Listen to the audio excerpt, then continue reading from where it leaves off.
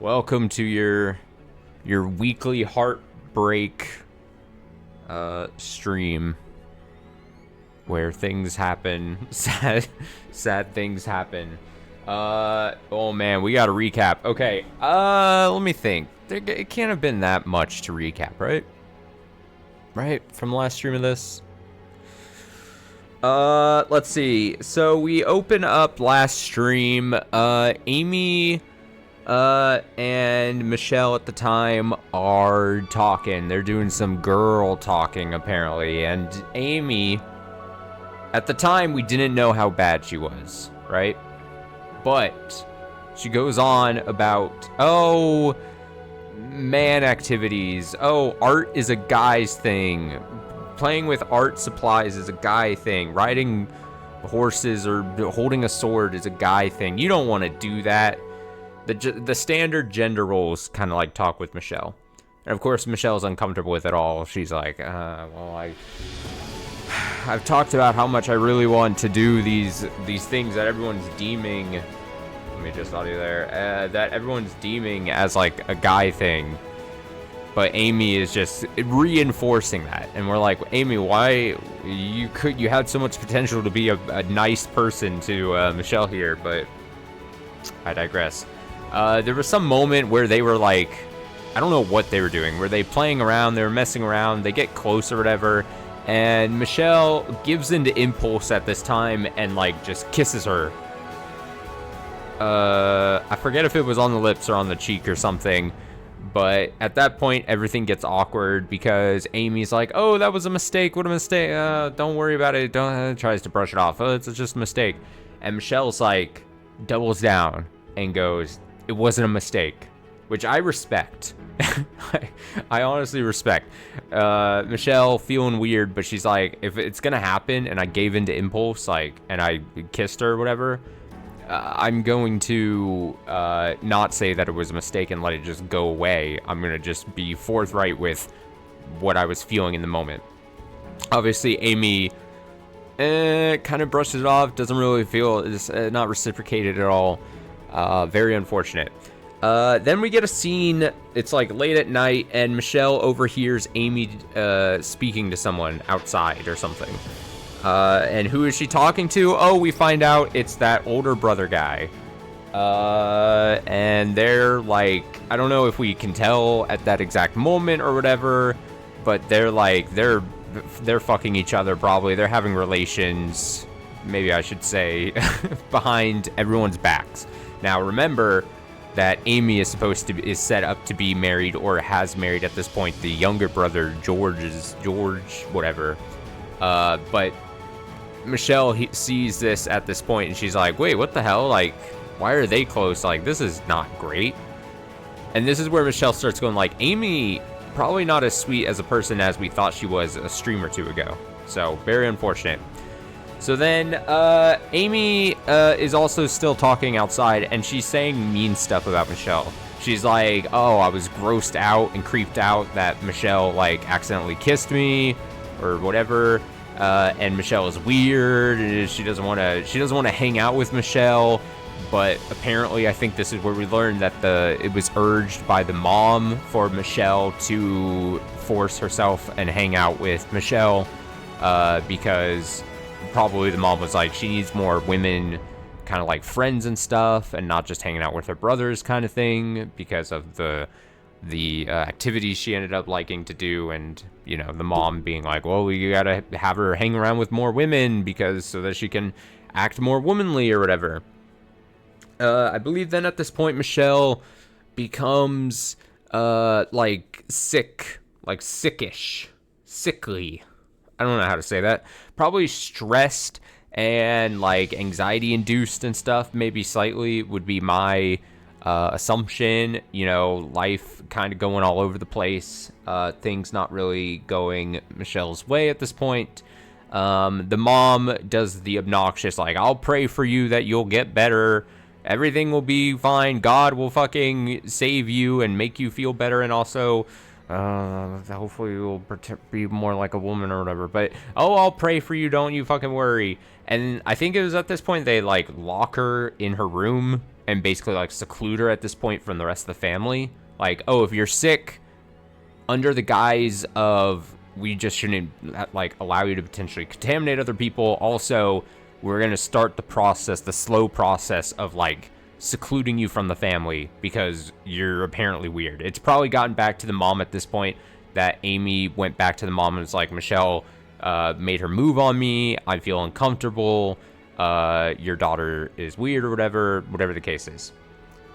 So in this time where she's like locked away in her room or whatever, her voice starts to change, noticeably change. And at first they thought like, oh, it's because, I'm sick, and your natural body response is like, you get maybe a lower voice or whatever. But at some point, Michelle gets over the sick part, but the voice does not recover. It stays deeper. And so at this point, we start to see the physical change, but also metaphorically, maybe a mental and emotional change, right? Like, Michelle, who ends up later taking the name of Mikkel, or is still Michelle, I should say, but for all intents and purposes, and for how we're sticking with it, Mikkel, starting to see that transformation. We're starting to see him like accept who he is, and the voice change thing being like this physical manifestation kind of basically of that. So basically Michelle's going over this transformation, both physical, mental, emotional, all in one, closer to the Mikkel/Michelle that we know from all the rest of this game. We see the long hair grow out. We see the more seemingly masculine seeming body shape and all this. The family is having this family meal, and I think at some point the mom was like, oh, it's so lovely, the whole family's here. If only Michelle could be here, then we'd all be together and everything would be perfect. Like fakey family kind of like thing. And Mikkel/Michelle bursts in to the room and she's like, I'm fucking here and I'm tired of this shit.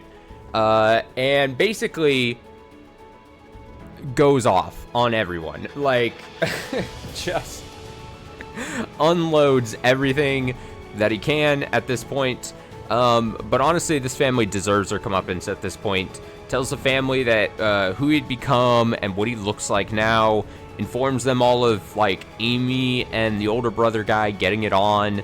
The rest of the family is like all in just disbelief and doesn't believe who's in front of them. They're like, surely this is not our daughter. Like, who is this? They look completely different.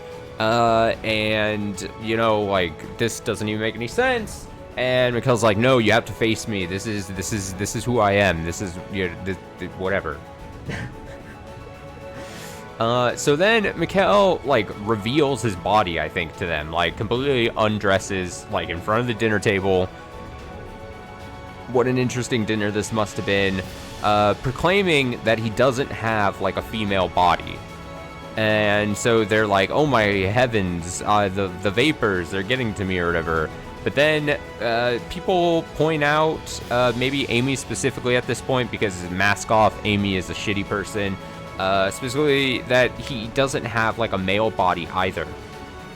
She is at this point seemingly alluding to Mikkel missing like a penis, right? But Mikkel doesn't really know this at this point, because how would he really? Like, given the whole situation, wouldn't really know. So it's kind of like this awkward thing where like Amy's like, clearly you don't have a guy's body, because like, what are you fucking talking about? Because as far as Mikkel knows, like a guy's body kind of looks like this kind of thing. So then I think Mikkel might be re-banished to his room or something at this point. I might have the timeline wrong, but like re-banished to the room. And we have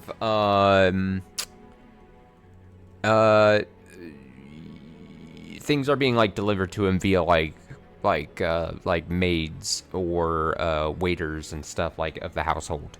And some guy brought Mikkel food, and Mikkel like assaults this waiter which may be the first big, honestly, misstep by Mikhail, because this is like, oh, I see why you're frustrated.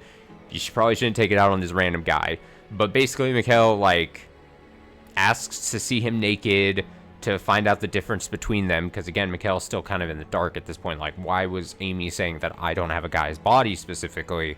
And then we find the waiter guy undresses, and I think Mikhail sees at this point, like, oh, there's a little dangly bits.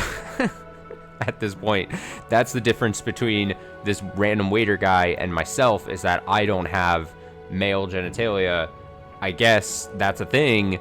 And then Mikhail, again, big misstep here, but threatens the guy who's just doing his fucking job, but, like, threatens to, like, cut off his dick. And you're like, okay, I get it, you're pissed, the situation sucks. You probably shouldn't threaten to cut off the dick of, like, a random guy, but whatever. So not a great moment for Mikhail. But again, you can only piss off someone so much before drastic measures have to be taken, I guess. So Mikhail is like slowly tortured at this point, being locked away in his house or whatever, or in his room. I believe he's like barely getting any food or water. Again, not getting any contact with like the outside world or his family. And then at some point, Amy is either assigned or self-inserts herself into taking it upon herself to be helpful. And I'm saying being helpful in like air quotes there, because she says, I will deliver the supplies, but it's basically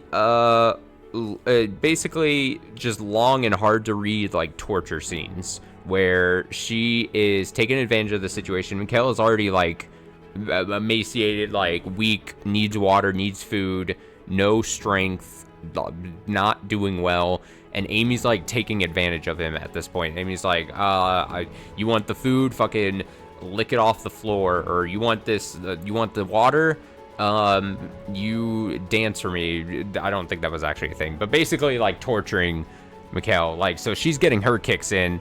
And it's kind of, like I said, hard to read. It's like, damn, this really sucks. And Amy, of course, the one character that seemingly was going to be so good a stream or two ago, reveals to be a complete asshole. I shouldn't have been surprised, yet here I am. We get a small flashback of some time ago where the three siblings are sort of chill. They were like riding horses or something. And you're like, oh, things used to be a lot nicer and everything back then. Great. So we got that flashback. Then we get this important scene of Didier. That's his name, Didier, the older brother guy. I couldn't remember his name, but I think it's like that. I'm probably mispronouncing it, but whatever.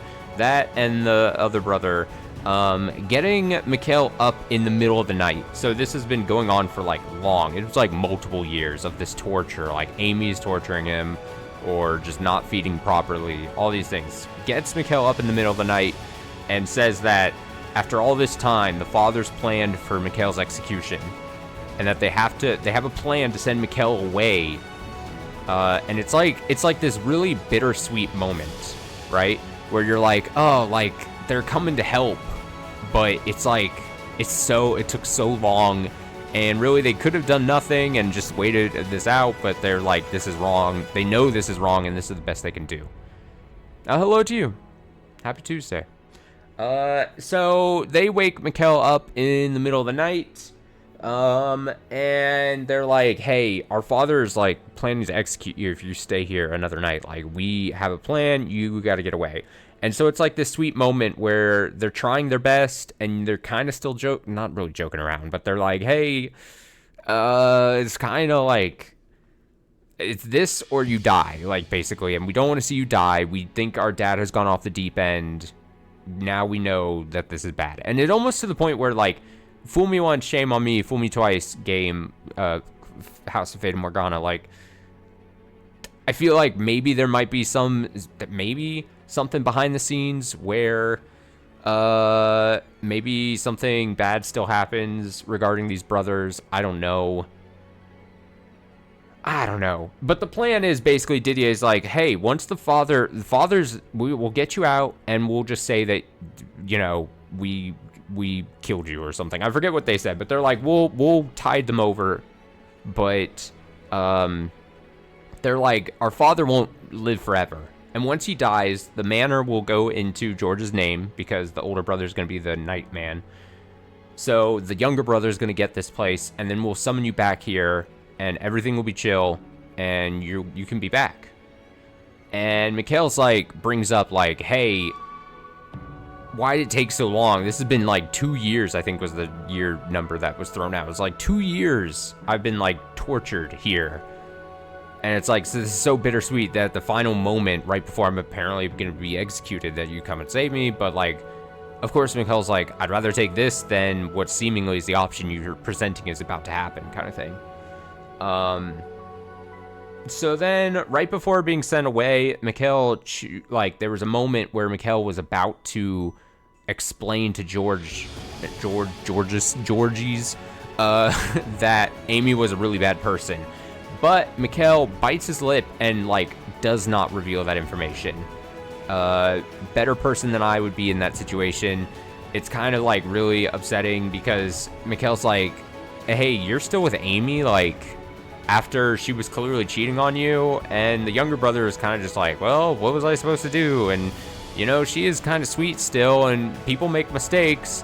And Mikhail's like, if I bring this up, this year-long torture thing, like, is it really gonna solve anything? Like, we gotta, like, just fucking go. So she doesn't explain that to him, which is tough because you would imagine, I only just now am thinking of this, but you got to imagine that, like, Amy's gonna probably still be around or in the picture when Mikhail, like, comes back. If Mikhail comes back, kind of thing. I assume we're setting this all up for Mikhail to come back at some point in this story. And you got to think Amy's still going to be around. And what is that going to cause? What kind of friction is that going to be? So yeah, I was like, that's certainly a choice not bringing it up, but we see George is still with her, which is also like a fucking choice. But what all these people are making choices that I'm just like, I don't know if I agree with this, but we have bigger fish to fry, I guess. But still, all these people making bad choices. Let me see. At this point, I'm not going to pick at the wound of the people saving me, but now she might be a ticking bomb. Exactly. Exactly. At the time, I understand why you wouldn't. You are being rushed out because come morning, you are set to be executed. Maybe it's not best to now try to hash it out and try to explain how Amy's a bad person. Or what do you do at the last moment as the carriage goes away? You go, by the way, Amy tortured me, bye! Like, you don't just leave that. Like, I get it. But also, yeah, if Amy's still in the picture when Mikhail makes the return trip back, what does that mean for everyone involved? Probably not easy. And that's where we ended.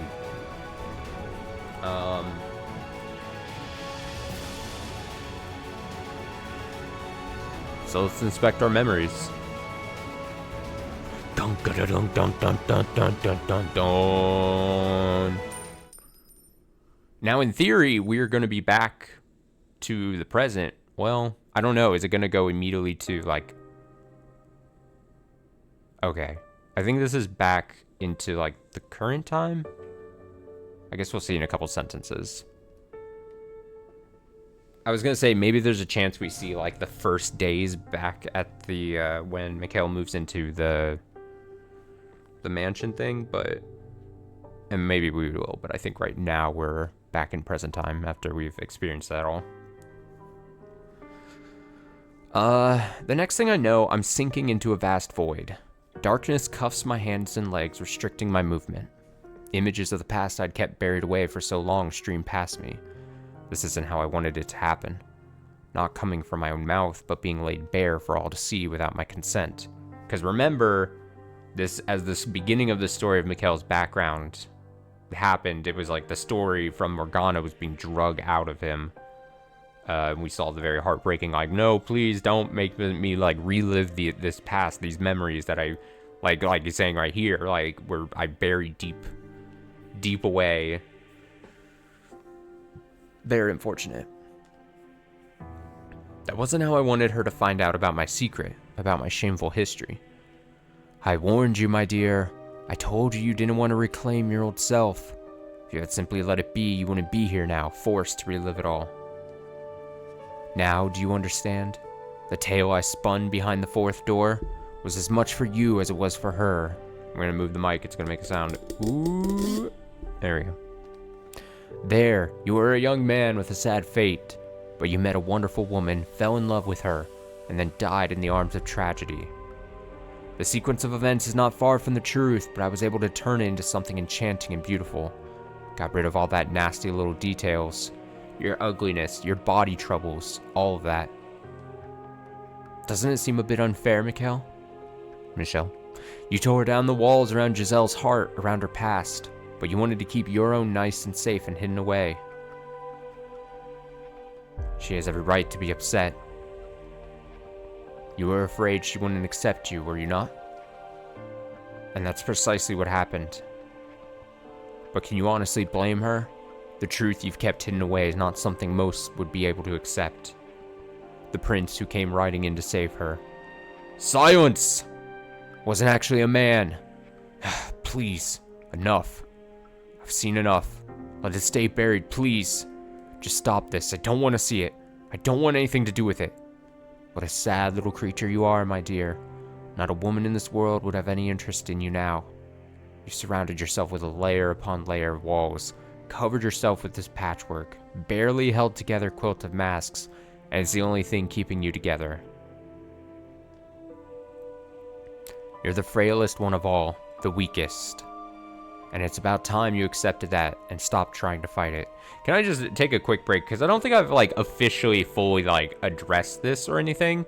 But, like, I do want to say, I mean, this game originally came out, what? I want to say, like, 2012, if I'm not mistaken, or whatever. And I'm not saying that was that long ago or anything. But, like, honestly, shout out slightly to, like, having a story that at least this character's background being portrayed in a way, it's like a subject matter that obviously isn't like, it's like a social subject matter that when you first start this game, and that's part of like the reveal and the interest of this game, is seemingly like, even if you go in knowing like, oh, it's going to be some kind of tragic love story or something, for it to also start blending in like this background of Mikhail's character and who they were, like at the start, like, it's kind of interesting. I want to like retroactive kudos so many years later. I'm like, it's actually interesting that this is something that they actually like approach, and like, I'm not saying like they're the first to ever do it, and I'm not saying they were, you know, it's not like no one's doing it or anything, and like I said, I know it wasn't that long ago, but I'm just slightly commendable. I just find it interesting. Because again, if you just go into this, because I went into this being like, oh, it's going to be some like tragedy, love story, whatever, but like seeing the heartache behind what makes it a tragedy and all, and what these characters are like going through and having to like, what exactly they're trying to like, in this case, like their past selves that they're trying to hide and cover up and not have to reconcile with it kind of thing. And like, it's that whole, it goes back to like, oh, how do you deal with grief? Is it better to face grief head on, or is it better to like sidestep it and try to just ignore it? And what makes you, your life experiences that you go through, like, can you just cast that away, or do you have to reconcile with it? We're seeing the phrase like reclaim yourself like getting thrown around a lot, and I don't think that's very intentionally like being used as a phrase in this game, where it's like, it's just pretty good.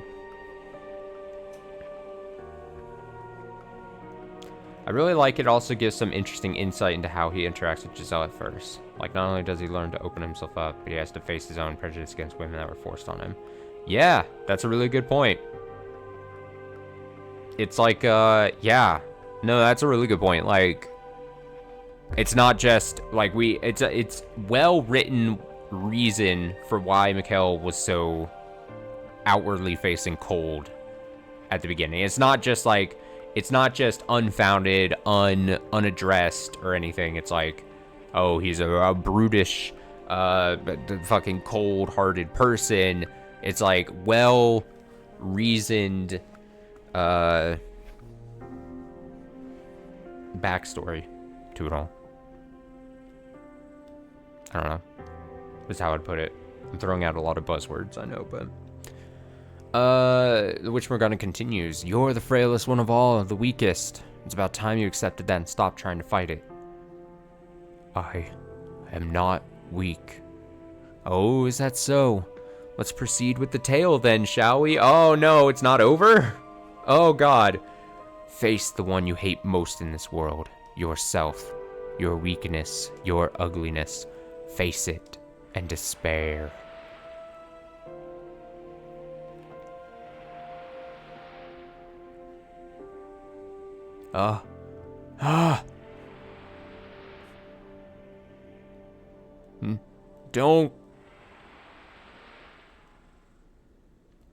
Don't think you have a choice.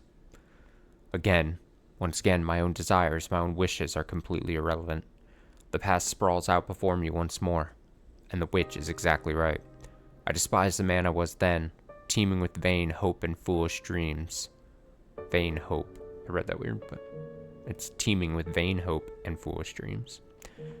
I would rather pretend that part of me never existed, but I have no choice. I'm dragged back into the life I once lived, my pleas for mercy fading into dark nothingness.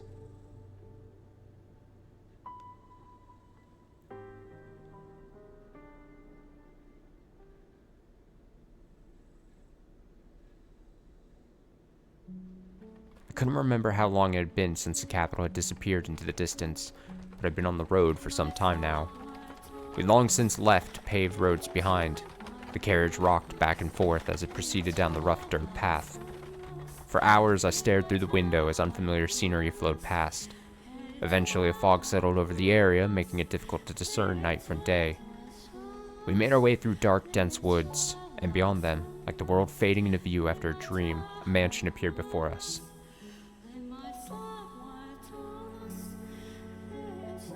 All the windows were either shuttered or boarded, encasing the house in darkness.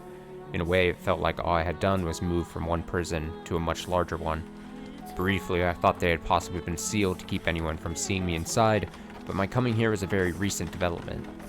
More likely, then, the house had been in this condition when it was initially purchased. Quite the piece of property my father had found himself with. I wondered if he had been swindled by its previous owner. It was a gloomy, uninviting place, but it didn't appear to be in disrepair. The coachman left my luggage outside the door, gave me an empty farewell, and then went on his way. I was entirely alone. I spent some time just staring out at the forest, but naturally, there was nothing of interest to be found there, so I quietly turned around and opened the door to the mansion.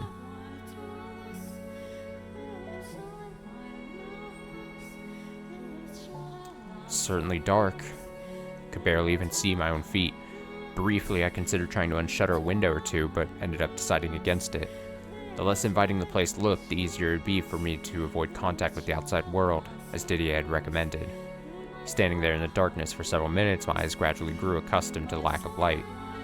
While it was hardly ideal, it was sufficient to take a look around the house. The inside didn't seem to ever see the same level of care as the outside. Everything was dusty and the air was many years stale. But I wasn't in a cleaning mood, so I dug through my luggage for a bundle of candles, lighting one with a flint. Stained glass window?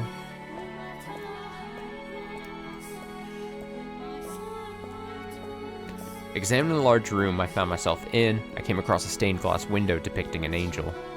The Archangel, after whom I had been named, looked solemnly down upon me. Quite the joke. 2 columns of evenly spaced pews ran the length of the room, all facing the multicolored window. I set the candlestick on a podium of some sort, which is when I realized. This is a chapel. A flat length of silver, bent in the middle, was mounted to the pulpit's face. When I saw it, I knew exactly what it used to be. A cross. Also, this is like a weird... sorry to interrupt again, but I was only just thinking about it this past weekend, about this game. And I was like, surely this game ends with a happy ending, right?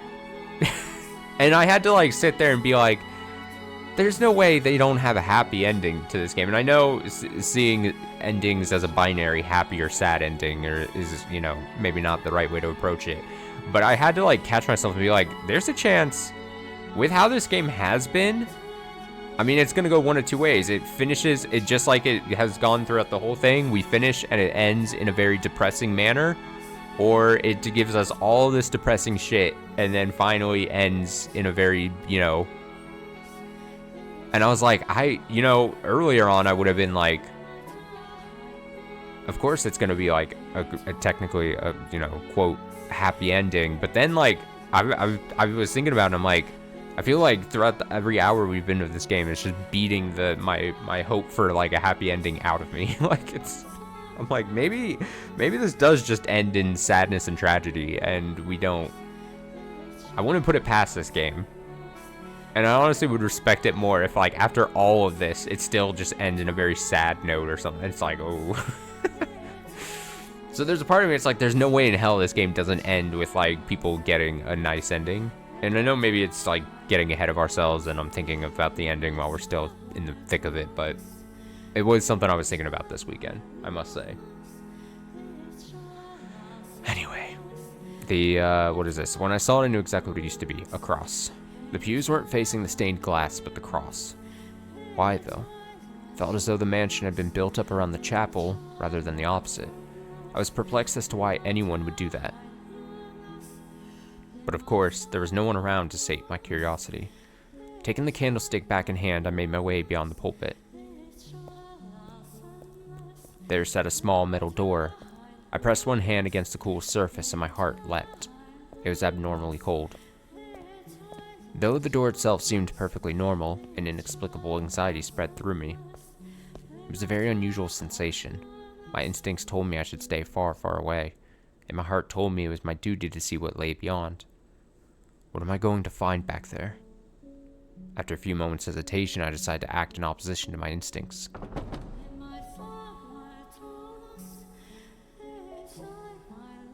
This dang watchtower stair background gets so much mileage.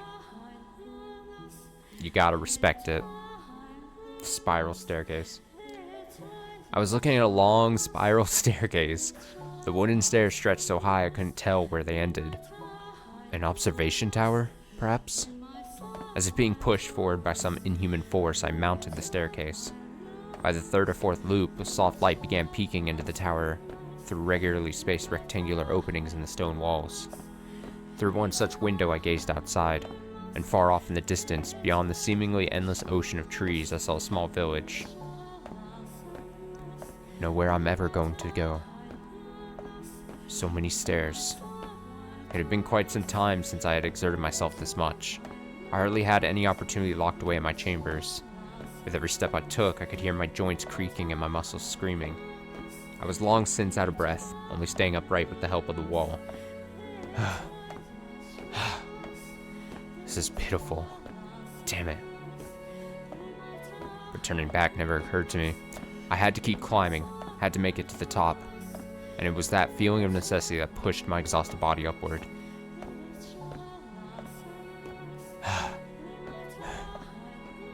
By the time I reached the top, I was practically gasping for air. Sweat streamed down my forehead. I wiped it aside, turning my gaze toward yet another door. But unlike the first, what on earth? A tangle of rope covered the surface. Layers upon layers of it, making its intent abundantly clear.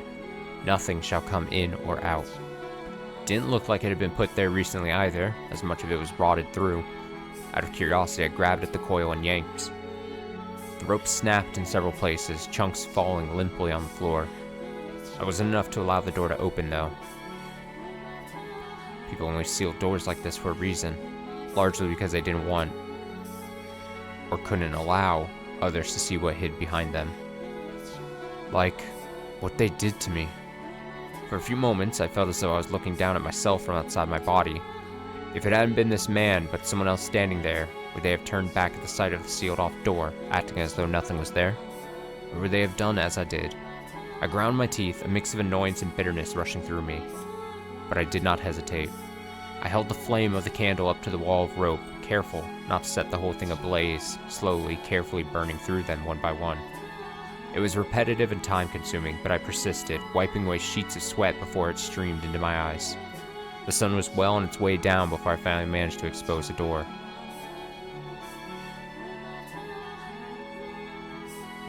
I took a deep breath, looked up at it, and gulped. There was something indescribably chilling about the door. And then, I pushed it open.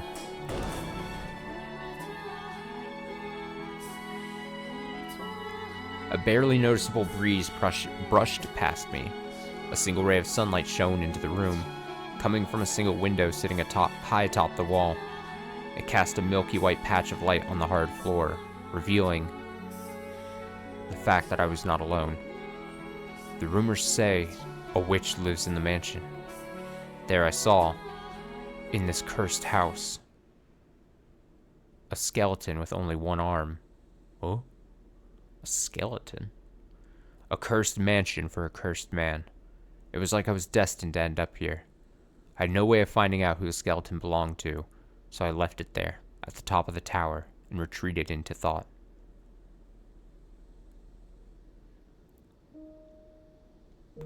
I wondered to myself, how had the one-armed person died? How had they felt locked in that room, staring up at that sole window, so far out of reach? About the only thing they could have seen was the sky and the occasional bird. Had they yearned for more light, or had they come to despise the tiny patch of it that trickled into the room? Had they been some sort of wicked criminal, imprisoned for wrongdoing? Not all prisoners are necessarily bad people. Having been branded with a non-existent curse, I couldn't help but think that perhaps something similar had happened to whoever they were, vainly reaching out for the sun, constantly praying for rescue that would never come. What had gone through their mind as they withered away? Would anyone ever come for me? Would my brothers keep their word? Or would I, years from now, end up another pile of dry bones somewhere in this house? Unwanted and alone, robbed of all hope, with no one but the darkness to talk to as it sunk its teeth deeper and deeper into me. That corpse could be me in the future. Didier? George, did you really send me here to keep me hidden?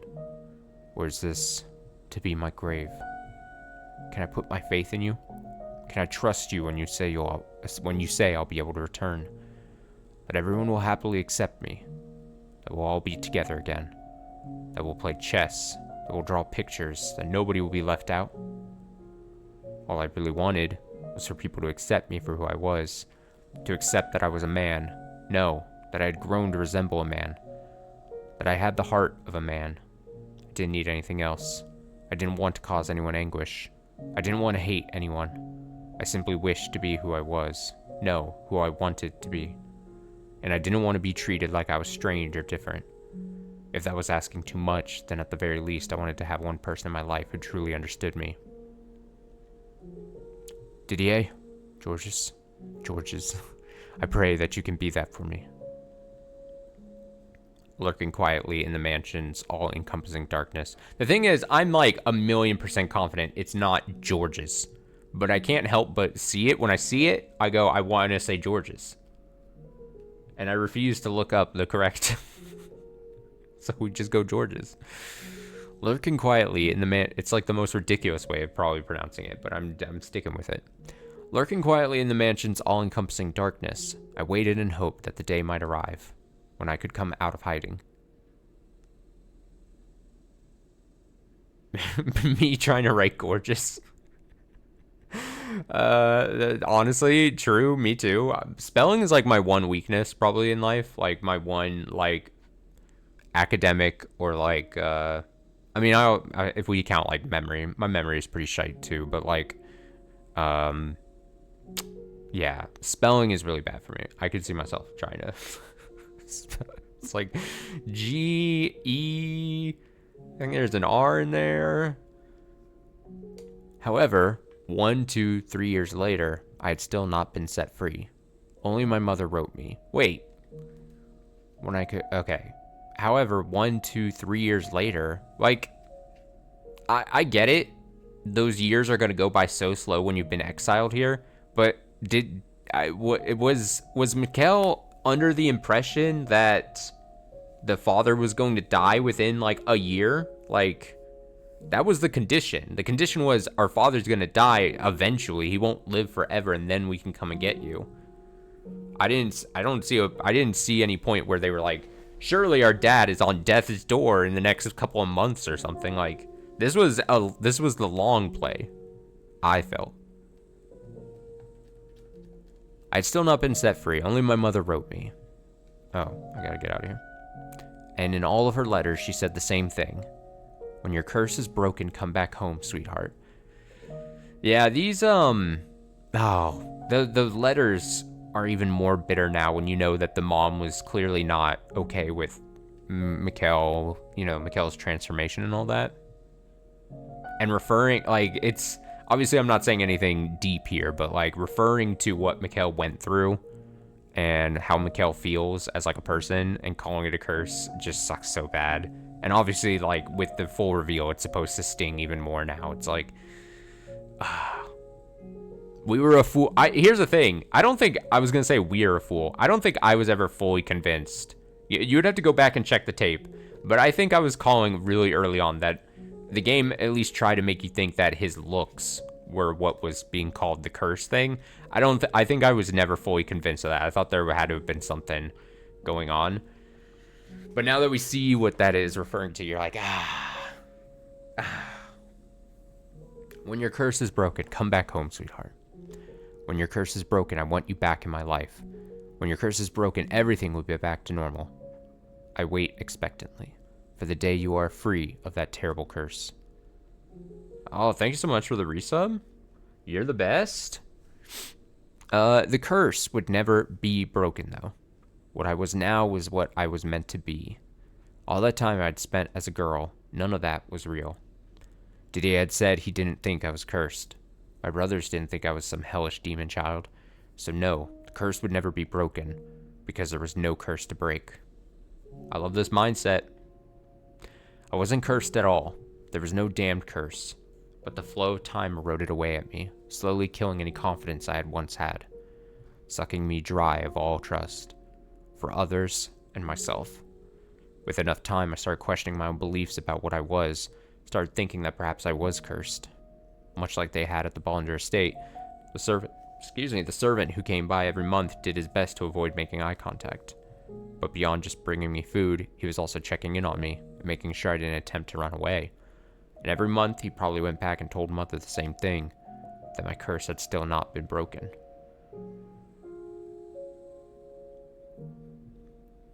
Do you have the answers I seek, O Father in heaven? If you do, I ask of you to guide me, to please tell me what I am. If I truly am cursed, and perhaps you could tell me how much my soul weighs too. Probably not very much.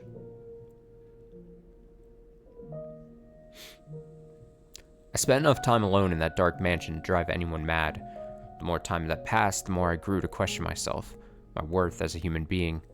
And whenever the self-doubt and loathing became too much to take, I trekked up to the top of the observation tower to see the light. Sitting there on the hard floor, I would place my hand on the skeleton's leg, its shoulder, its hand.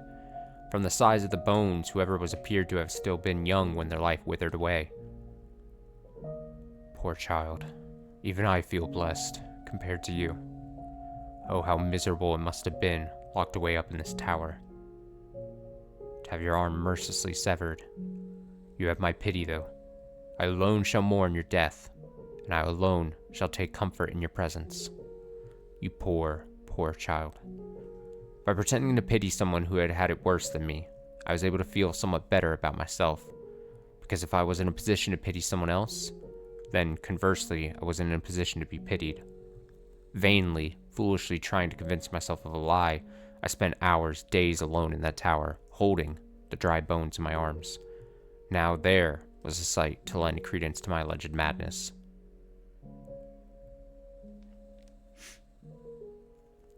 Over time, the air in the mansion seemed to thicken, as if the fog were condensing.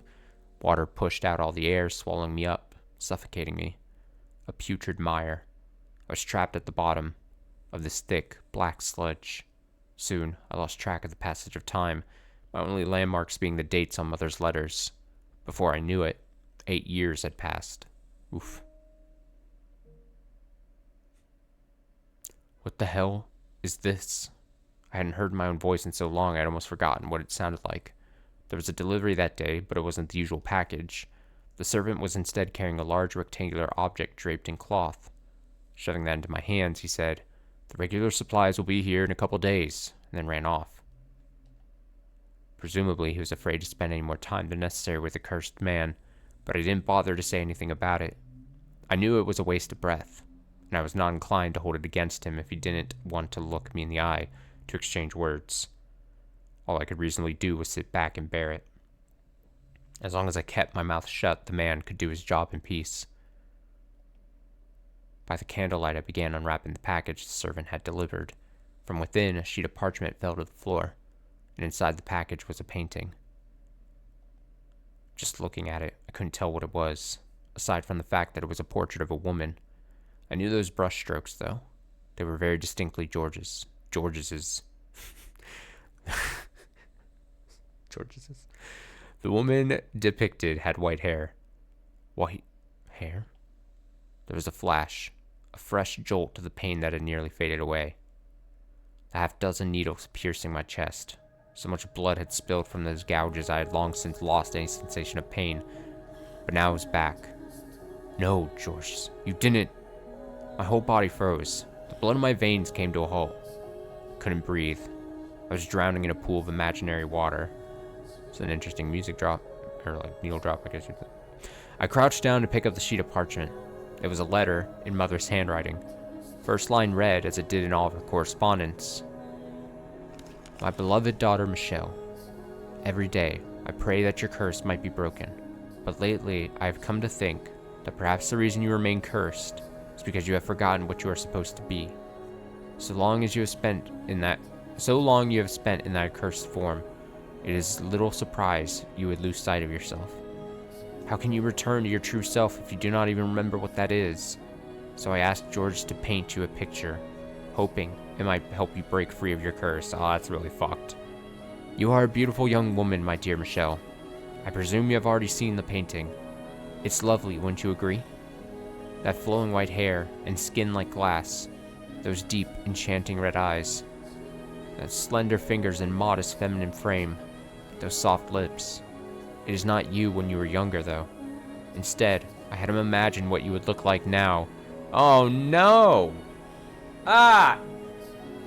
It's like those things you would see. I don't know if it has happened recently, but it's like those things where like people take, I guess it's even maybe worse now, or now you just have shitty like AI try to like do something. But like years ago, like you would have like, I feel like I saw it with like, you would see like shitty TLC shows or something, and you're like unhealthy kids or something. It's like we brought in the parents and we used science and technology to age up the kid 25 years to see what they would look like as an adult if they continued down this path. And then it like slowly like transforms them and then into like just like a hideous like creature looking thing or something, or just like a blob. Or it's like, God, I feel like recently I saw a thing, and this, I say recently, but like years ago, where it was like, if humans keep going down this path that they are now, where they sit in front of their computers all day, and like in 20 years, the average human is gonna look like this, and it's like some like artist rendition of like someone with like looking like the Hunchback of Notre Dame, like, and like just like horribly misshapen or something. You're like, what is going on? Like a less brutal Scared Straight? Yeah, basically. There were shows that were definitely like that. Oh man, Scared Straight. I don't think I've ever watched an episode of Scared Straight, but I've seen like clips of like I've definitely seen like compilations of clips from Scared Straight. Anyway, we're having a serious moment here in the story. Instead, I had him imagine what you would look like now. That is what you will look like when your curse is broken. Don't it sucks? Yeah, I think like I said, of the clips I've seen, I think I've seen about all I need to see. I don't think I've never seen clips and then been like compelled to be like, oh, I need to go and now watch this. But good to hear that it doesn't, that it's bad. Isn't that wonderful? Imagine it. Envision yourself, your true self. Remember who you are. Remember. Recall your true self. I wait eagerly until the day you come back to me, looking as beautiful as you do in this painting. My dear, sweet Michelle. This is you. This is the real you. You are beautiful, my little girl. And I love you dearly. George just sucks for this, almost to the point where I feel like maybe this wasn't George. But he said that he recognized the brush strokes. So that's the story trying to tell us for sure and confirming that it was George. But like, is this some kind of like underhanded thing by the mom? And I love you dearly. That awful fuss all those years ago. We can pretend none of that ever happened. Forget all about the dreadful thing that curse made you. Become the girl you used to be. The girl you were meant to be, so we can once more be a happy family. I am waiting. Forever waiting for you. Ow. So we get the origins of this painting now, and the reason behind it exactly. The letter ended there, leaving me with the woman in the painting staring back at me. Her eyes seeming to insist that I was not me. That she was the real me. Now, it's curious because then we've seen much later that the painting has taken in by the man. I'm surprised Mikhail here doesn't just take it and like frisbee it into the forest at this point. Like, I'm surprised it even made it from the front door into the mansion, if that was the intention. So like, I'm kind of shocked that he doesn't just pitch it, but I guess we'll see. That she was the real me, and I was nothing more than a fraud. Laughing at me, scoffing at me for ever thinking I was anything but female, mocking me for stubbornly insisting I wanted to be a man. The pain in my chest swelled, spilling from my mouth in grunts and moans.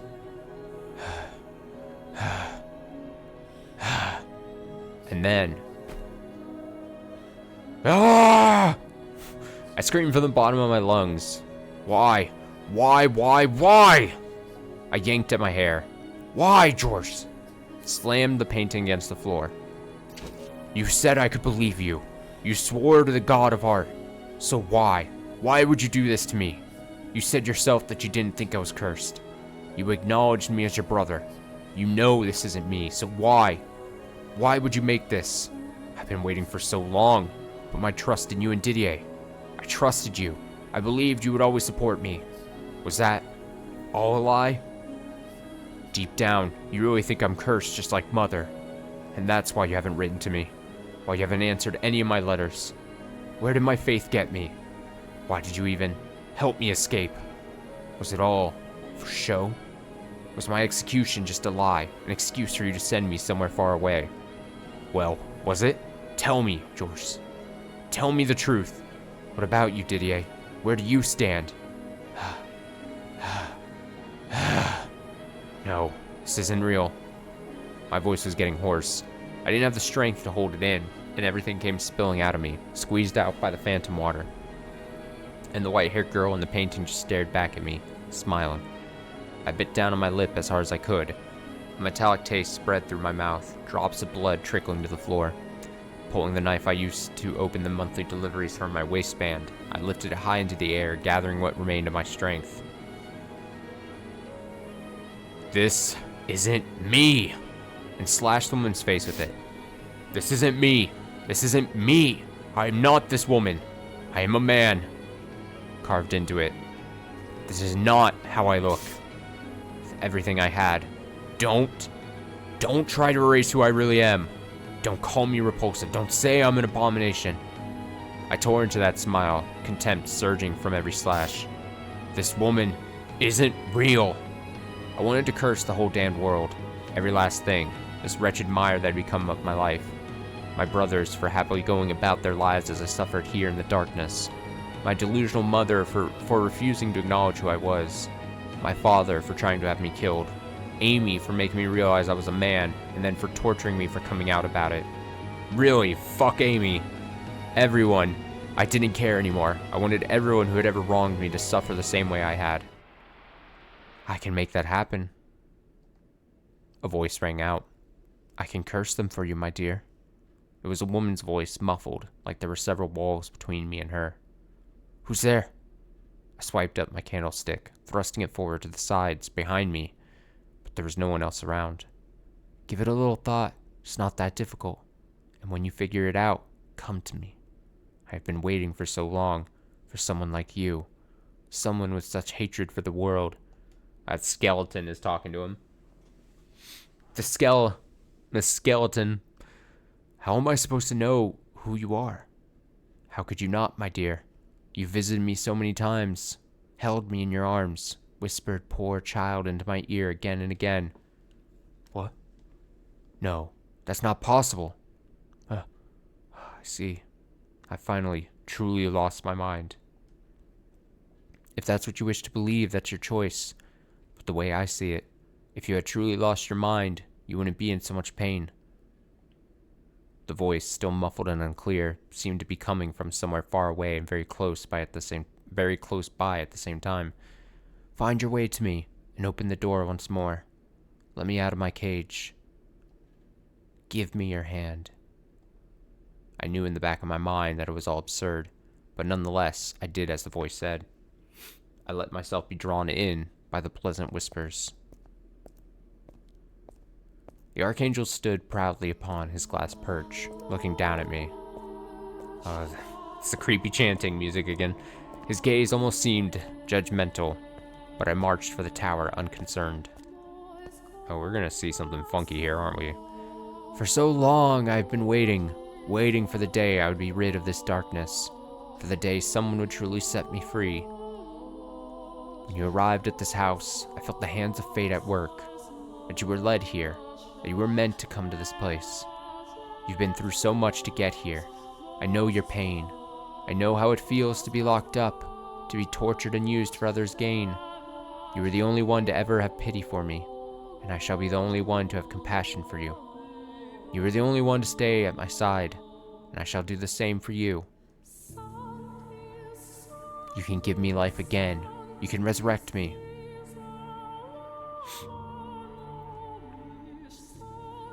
Now, open the door, Mikhail. It felt like I was no longer in control of my own body. Her voice was tender in a way unlike either Mother's or Amy's, enticingly so. Staying at the top of the observation tower, I pushed open the door. And the first thing I saw was the ray of light shining through the window. And nothing else. Thank you for opening the door. It was empty. The skeleton, which had been sitting there as long as I had been at this house, had vanished without a trace. I spun around, my gaze darting back and forth across the chamber, but there was no one there. Only her voice whispering in my ear. You made this possible. You gave me the chance to have my revenge. Revenge? Now, I can make those men suffer a hell even worse than the one they put me through. Constant, everlasting despair. Their flesh may turn to dust, but so long as their souls live on, their torture will know no end.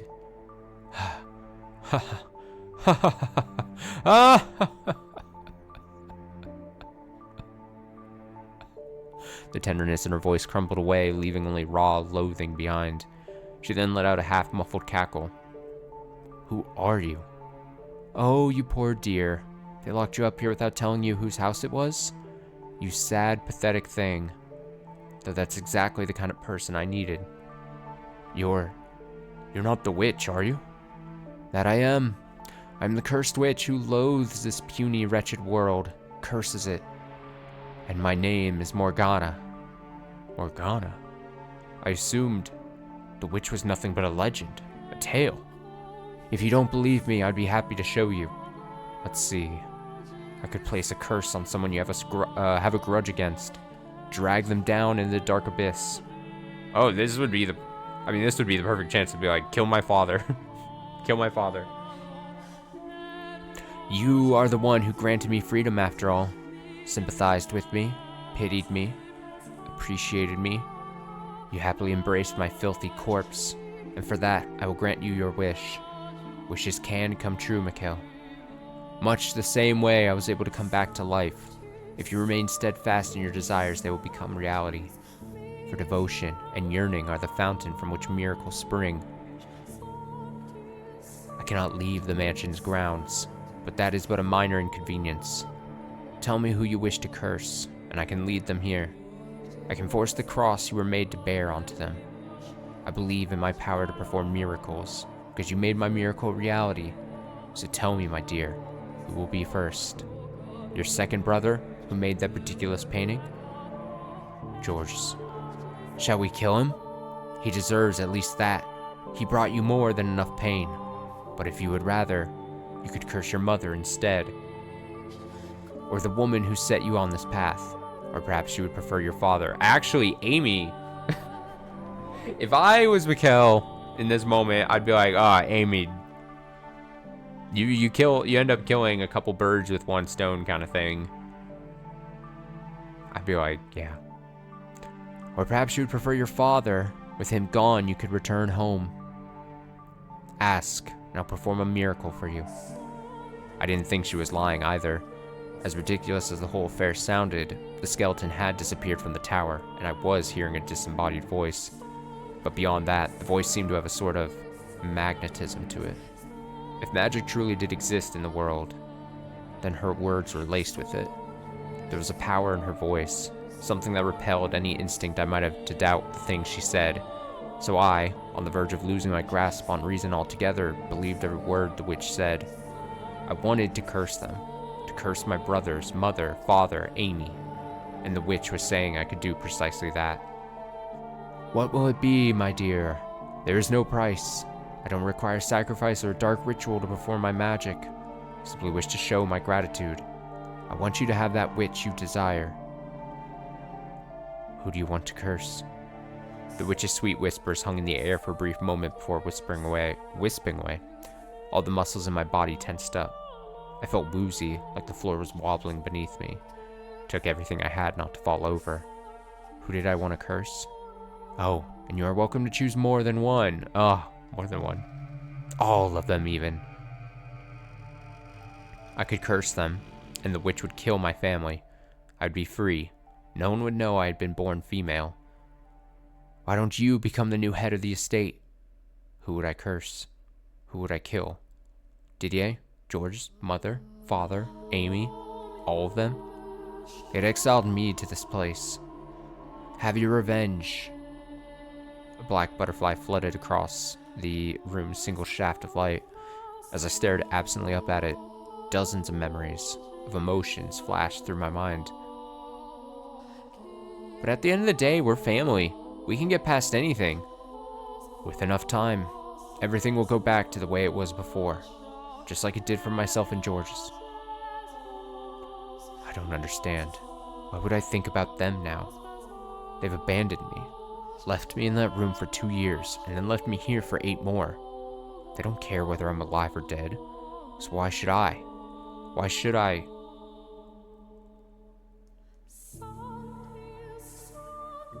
Get him. Get him.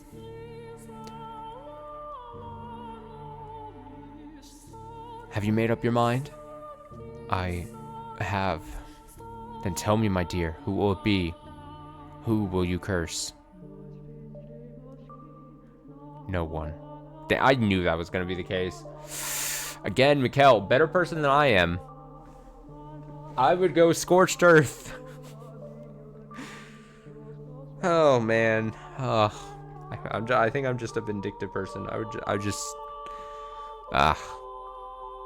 No one. I cannot curse anyone, Morgana. Surely you jest. I know just how much you wish to see them dead. I felt all your hatred, your despair, and you mean to tell me you can't curse them? It struck me just now that I can't do that to family. I cannot curse my own family. This is the family that cast you aside. I was literally just about to say what she's saying now. The family that cast you aside, labeled you cursed, made you suffer for years, and then locked you away in this remote mansion. And they don't feel even the slightest bit remorseful about any of it. I understand that. I know they don't. I know that they don't give the same weight to their words as I do. I figured that out long ago. I know I'm alone in my prayers, that they don't want the same things I do, that I trusted them more than they ever deserved.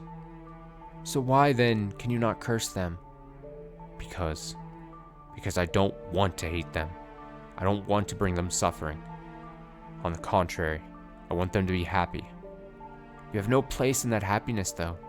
It is a happiness that rests upon your misfortune. Why then should you not drag them down so you can find respite for yourself? I'd find no respite by cursing them. How can you be so sure of that, my dear? I most certainly found a great deal of it myself.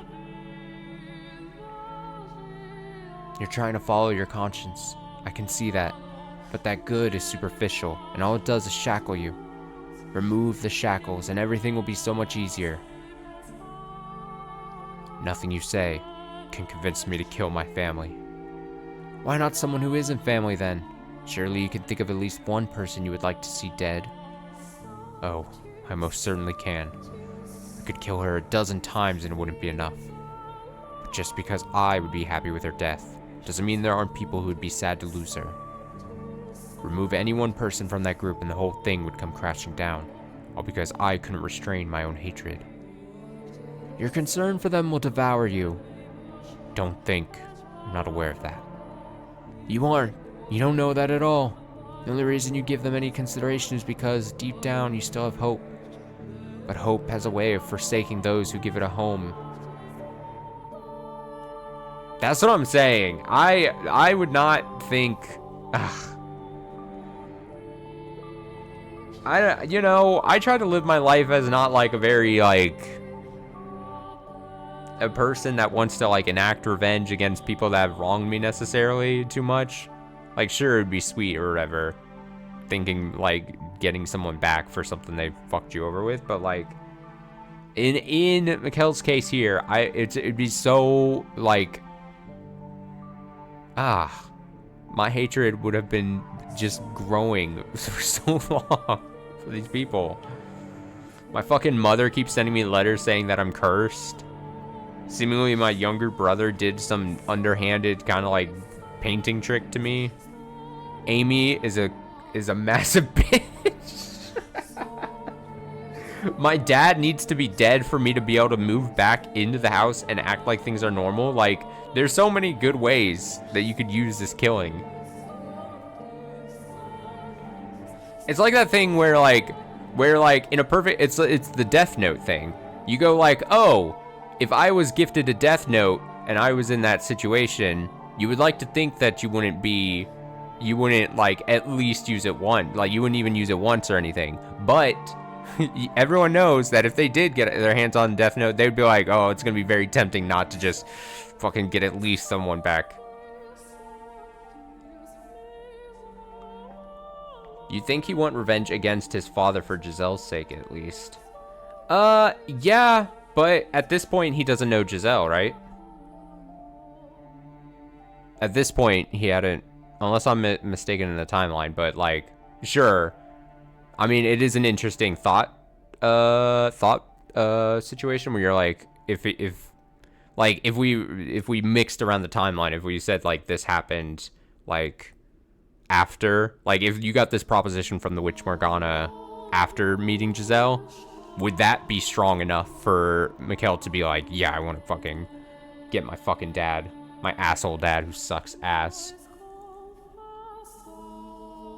At least, but seemingly Mikkel, even that wouldn't be enough, maybe. But hope has a way of forsaking those who give it a home. You have a problem, and you need to take care of it before it kills you. You and I, we were cut from the same cloth. While you may still care for your family now, in time you will come to curse them. Consider that a warning, Mikkel. Your hatred, your curse, is what brought me back to life, and there is no getting around that. We do have plenty of time, though. No need to rush to a decision. I'll show you what it is that you truly desire, deep, deep down. And I'll show you again and again, till you finally acknowledge it. The black butterfly hovering by the window disappeared, and the witch's voice grew distant. Overwhelmed, I collapsed to the floor unconscious. Had I really said what I did out of love for my family? Or was I just afraid of crossing that line? Was Morgana right? Was my heart now home to a terrible monster? If I actually had resurrected the witch with my hatred, maybe that was what I was now. Darkness seeped down over me once more. I was getting encased in a pool of despair. Slowly, ever so slowly, it wore away at me, eroding me into nothing. If I didn't come up for air, I soon would take the witch's offer. Cackling like a demon, I would place a curse on someone. I would kill them. Reviving her was a mistake I never should have made, and not for the greater good or anything so noble. No. Every time she spoke, a little more of my spirit died.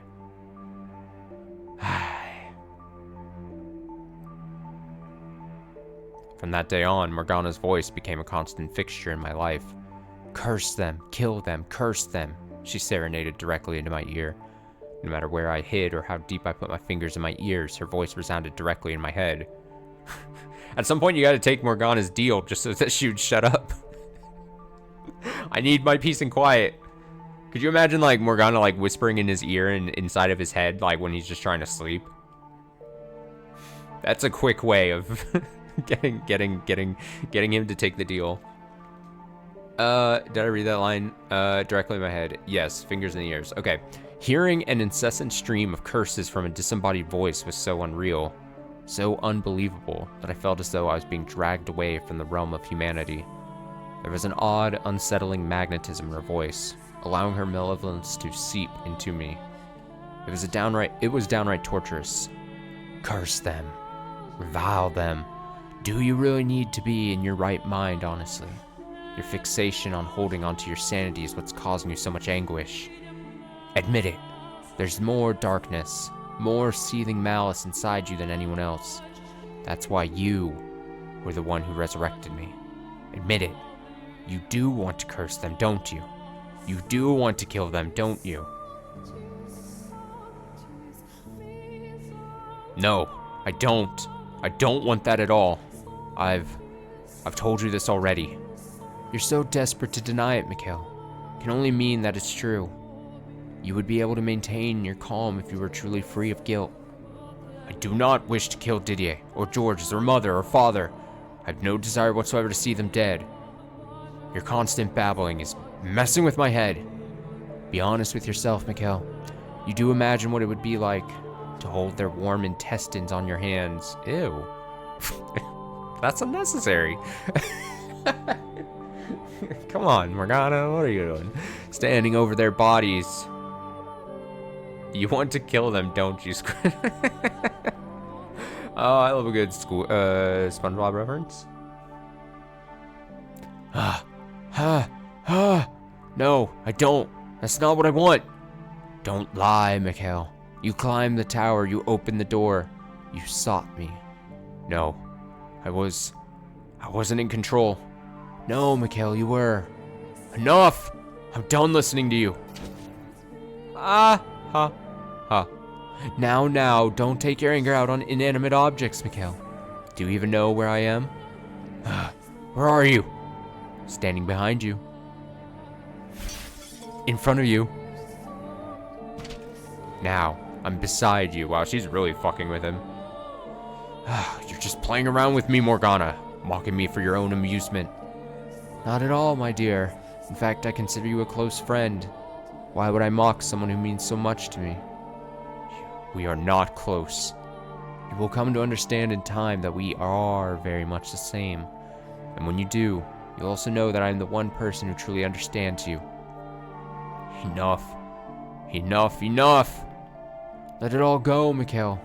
Curse it all with me. Despise it, kill it, make it suffer, curse it. Please, just stop. I'm, not to get super dark, and I think we technically had a brief moment right when Mikhail was arrived at here, just like earlier this stream.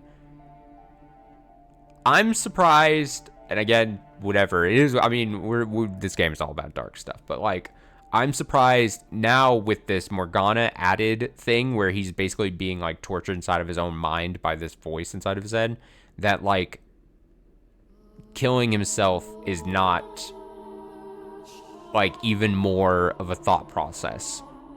Like, if you're being slowly tortured and you're trying to be good and you're like, I don't want to curse the family that did me wrong, but I've also had a shitty life, and now I've got this weird witch thing inside my head, like, I just need to end it all.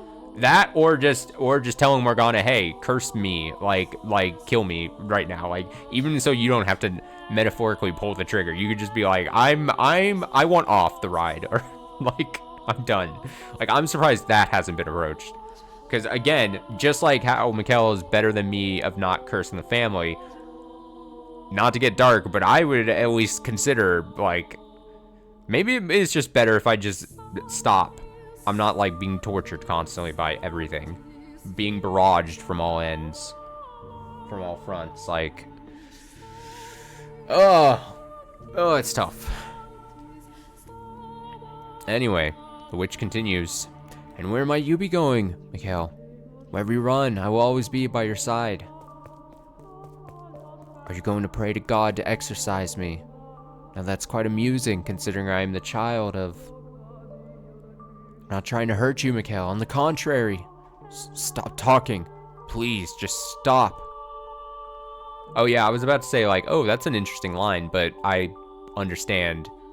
Morgana, during her backstory, she was most likely falsely told that she didn't have, like, a child of God or whatever kind of thing, right?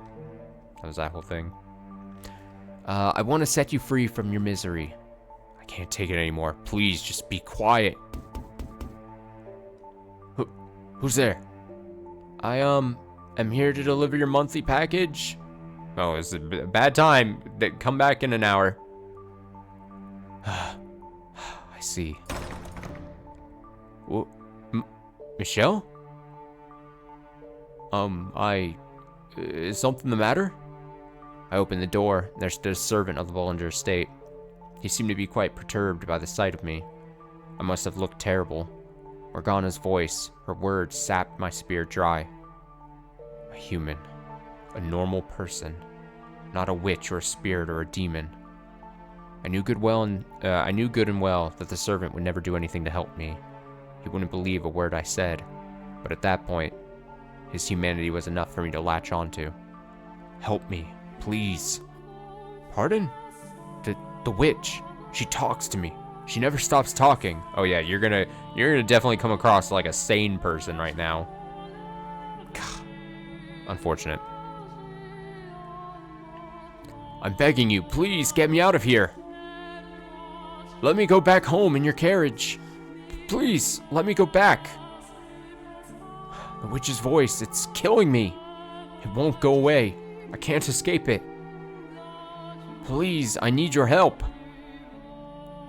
You've gone mad. What? You're crazy. See, this is why I didn't want this job. Having to deliver supplies to this damned cursed mansion.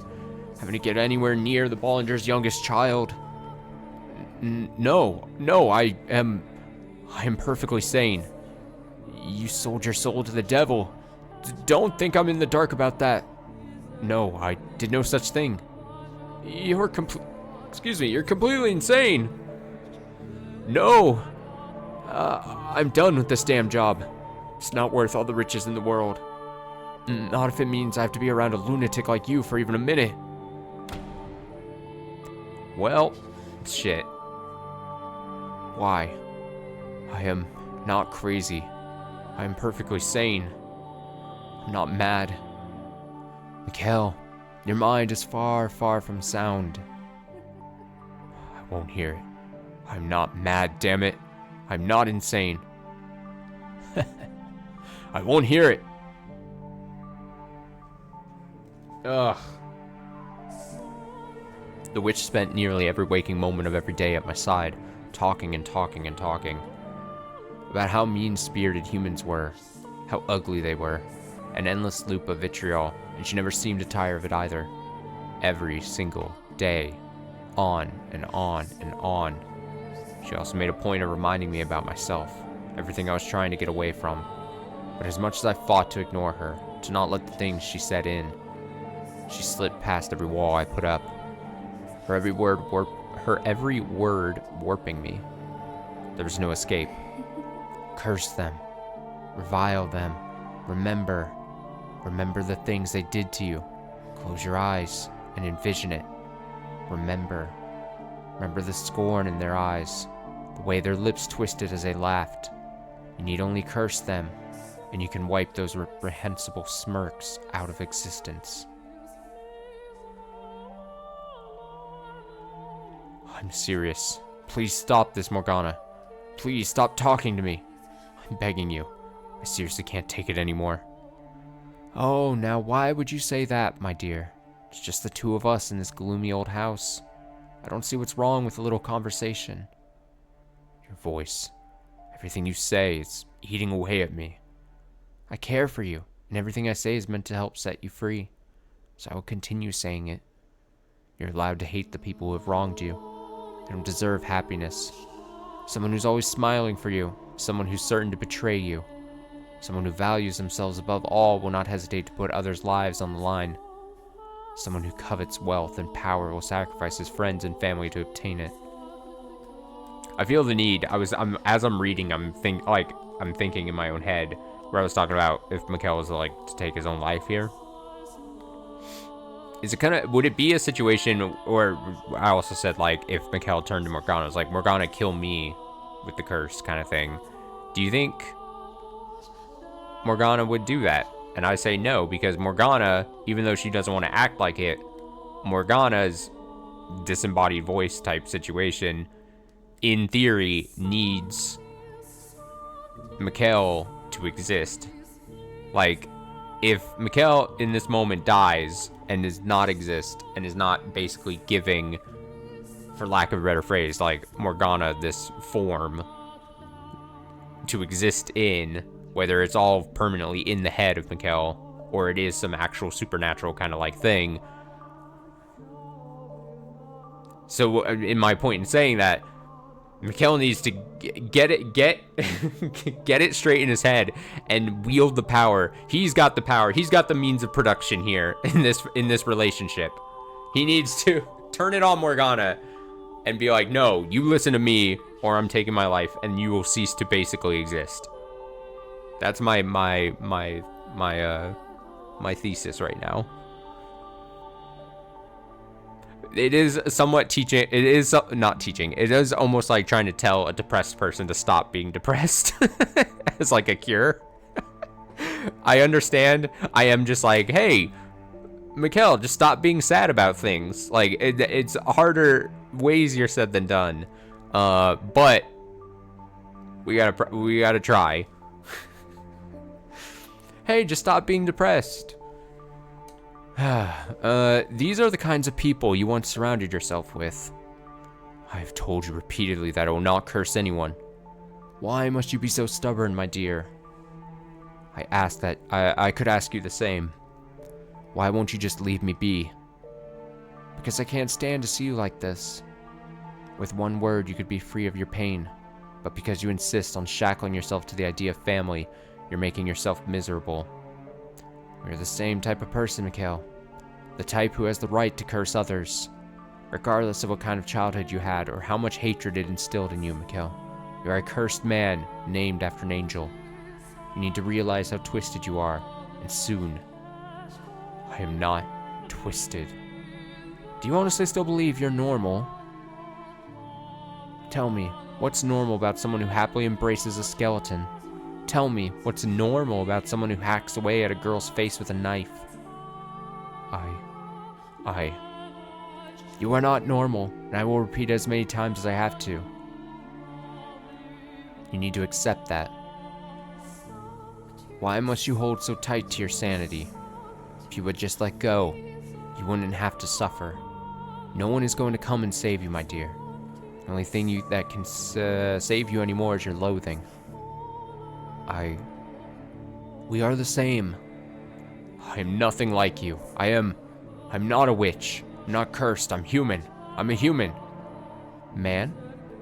Yes, a man. With that body? Oh, my dear friend, let me tell you something you should be quite pleased to hear. Do you know what some say about people like you?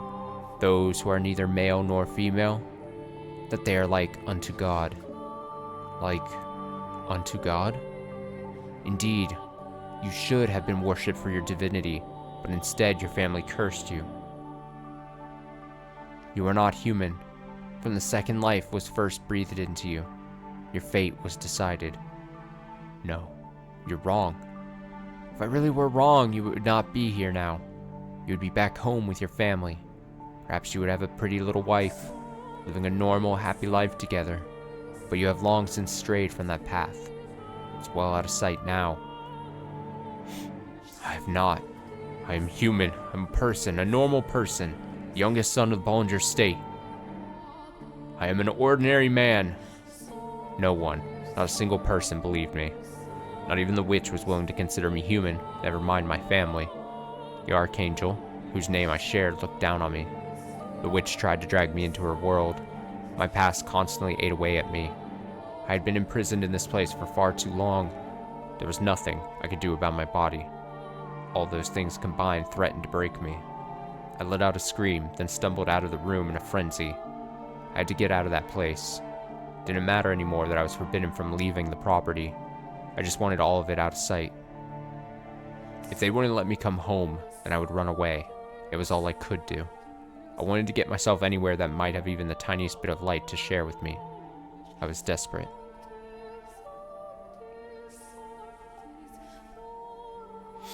Someone, anyone, please, tell me I'm human. Tell me I'm a man. Anyone, please tell me I'm not cursed. But when I opened the front door, searing light pierced my eyes. Ah! The world quickly went white. Couldn't see a thing. And then... My arm began to burn beneath the sunlight. Black smoke rose from the sizzling flesh. Oh god, that's gross. A sickening stench filled the air.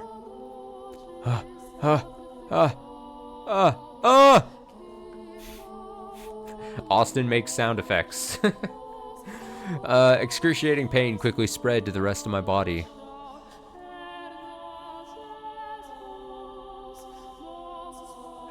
More. What? Why am I? Water! I slammed the door shut, restoring darkness. Gasping and groaning, I trudged back into the house in search of water, which I'm sure the witch Morgana observed with a great deal of pity. I don't think you're in need of any water. Take another look at yourself.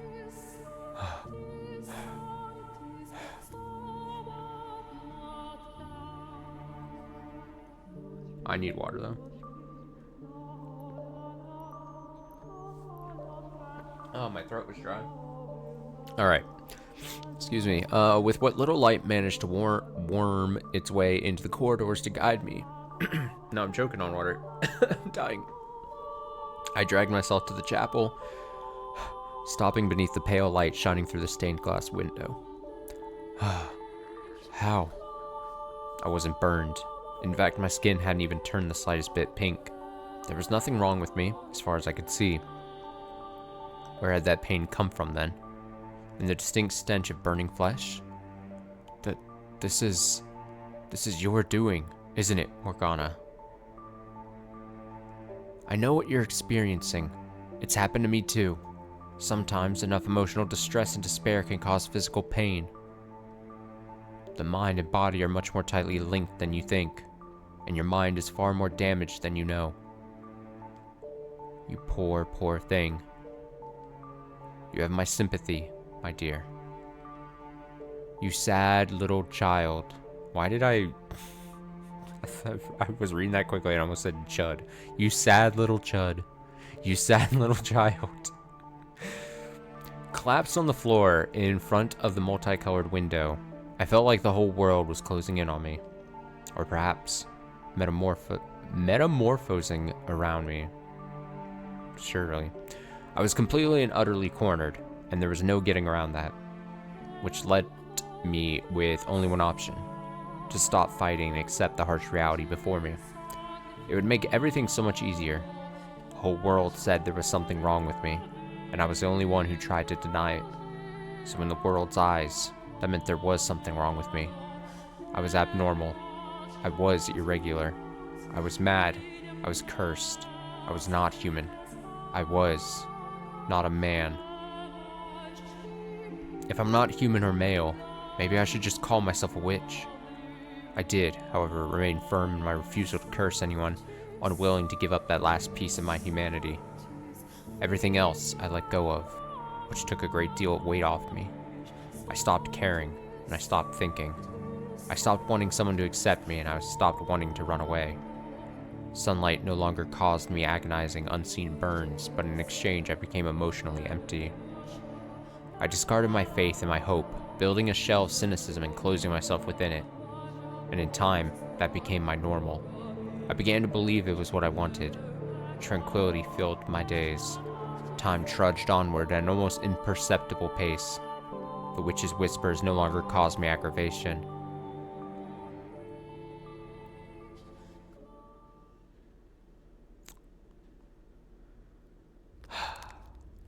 Essentially nothing of note happened over the next 2 years. At one point, a man with an unusual disease stumbled across the mansion while wandering through the forest, but there was little more to be said about that. For nothing at all could have convinced me to care about someone else. I spent much of my time sitting before the fireplace. I had covered the stained glass window with drapes, loath to even think about that damned archangel. Staring at the dancing flames, I was able to forget the passage of time, watching, unblinking, as the red and orange tongues flickered back and forth. They seemed to spread outward from the fireplace, consuming me. Whether by the raging infernos of hell or the cleansing fires of purgatory, the thought of being swallowed up and burned to ashes by a massive conflagration was quite pleasant. But those visions never became reality. Tell me, Mikhail, what are you thinking right now? Do you still not want to curse them? Look at yourself, Mikhail. Look at how you're living. Do you really want this life? Have you ever thought about dying? Mikhail? Would you like to die? That's the right answer. God has said that taking one's own life is a sin, after all. Wow, it's approaching exactly what I was talking about. That's good, Mikhail. You've made the right decision, and I shall be there with you until the very end, my dear friend. Honestly, part of me did desire death. I just didn't have enough energy to take my own life. Damn. My mind and spirit were too far decayed.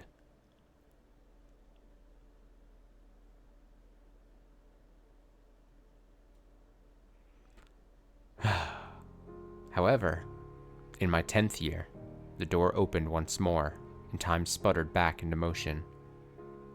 Oh, man. When you showed up, Giselle, everything I'd given up on, and everything I thought I'd lost, it all came back. Damn! But now, I don't know why it's just hitting me like this, because of course it's the thing, and we even mentioned it just a few minutes ago, but like, after all of this, see, this game does, the story does well by like, when we get since it's all mostly told through backstories, we see one bad thing, but the power in the bad thing is like amplified by a million times, because when you get a backstory and it fills in even more, like amplifies the bad thing. So like we were talking about earlier, like the dad doing the bad thing to Giselle and the bad situation that came from that, but we saw that already. And now we see the backstory of Mikhail's origination of like the family already sucking, and now you're like reminded now that Giselle's back in the picture, and you're like, wait, and then the dad did this terrible thing. We hate the family even more. Oh, so bad. Everything sucks. Oh man, reading this story twice a week really, if I thought about it long enough, probably affects my mood. Just bummer Tuesdays and Fridays. God. Alright, where were we? It all came back. At first, as you know quite well, I was deeply mistrustful of you. I hated having you around. But if I hadn't met you, in all likelihood, I probably would have continued down that path and become a demon. Ah, she's just smiling too. She's so quirky. Oh, she's too good. Oh, God. And Mikkel needed her so bad. Ugh.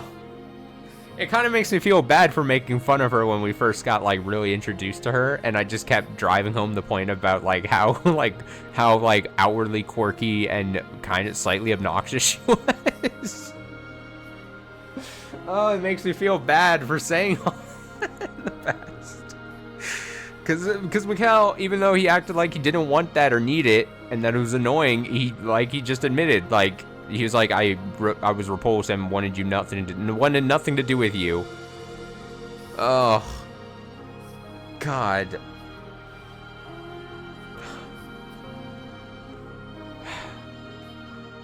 Oh, my heart. Okay. But you seem to me like a rather handsome man.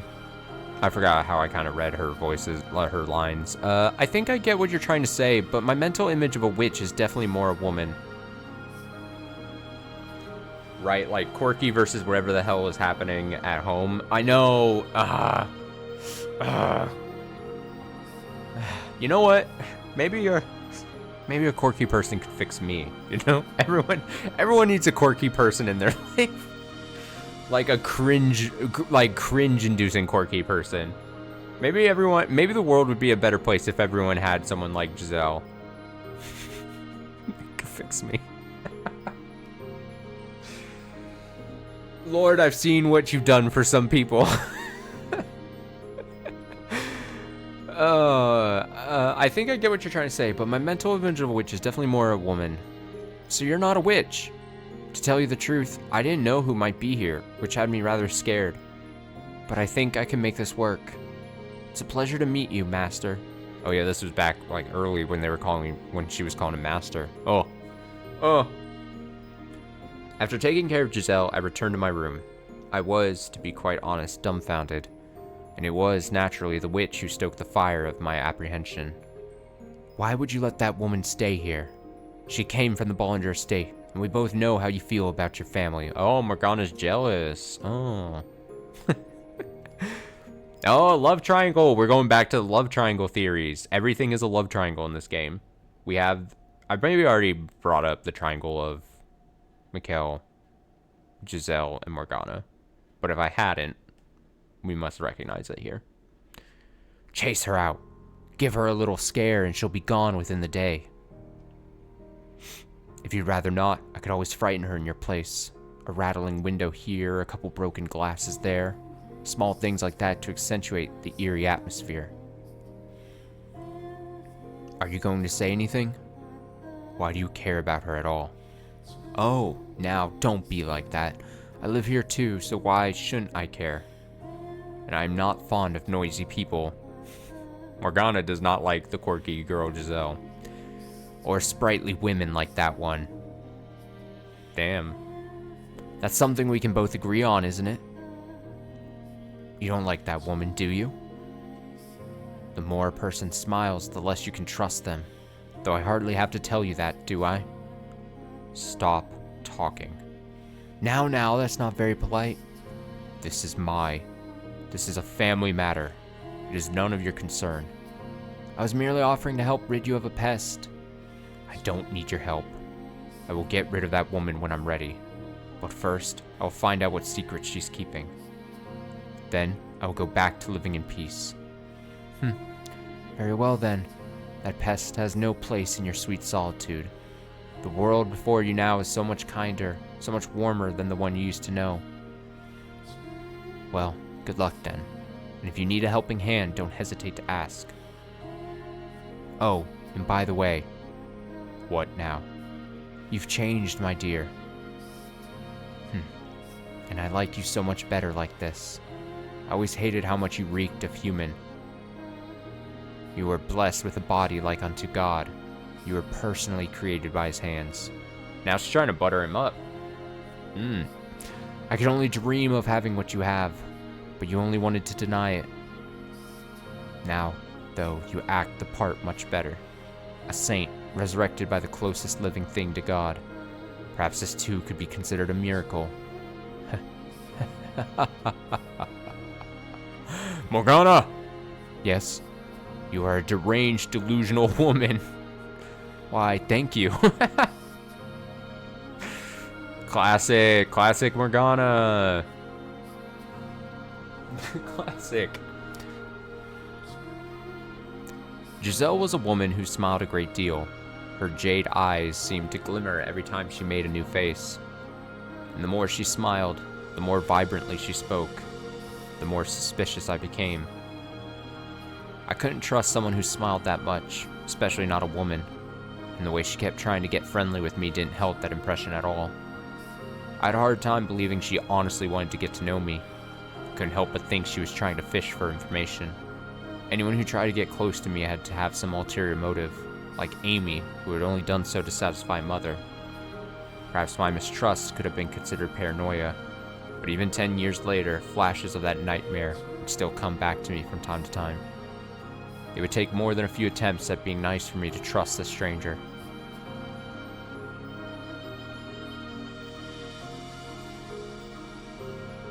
Eventually, I came to the realization that she was hiding something, and I convinced myself it was out of guilt.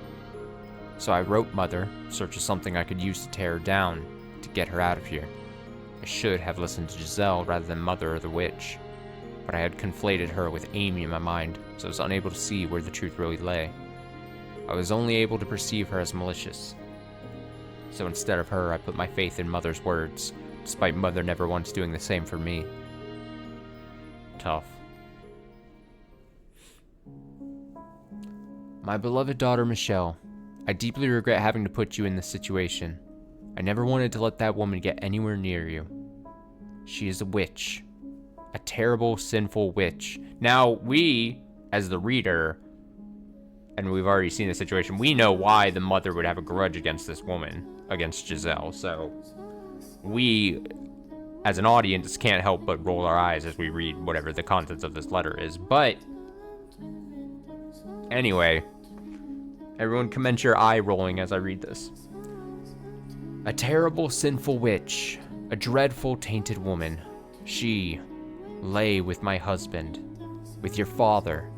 She's a lowly merchant girl who wormed her way into our family so she could exploit your father for money. She committed a grievous sin, the sin of adultery. I tried to have her executed, but your father wouldn't allow it, so instead he had her banished to atone for her sins, unaware that you already lived there. And I could not tell him either, for that is mine and your brother's secret. I pray you can find it in your heart to forgive your mother for her failings. Forgive me for delivering a witch to you. I would not be surprised if she tried snooping around. She is a ruthless fiend who will do anything for money. Should word of your curse happen to spread, it would surely draw unwanted attention from the church. We have no allies except each other. Michelle, with this letter I've included a knife. The blade has been blessed with holy water, which should allow it to eradicate the corrupt, evil soul of the witch. Damn! I ask of you, with all of my heart, to send that awful creature back to hell.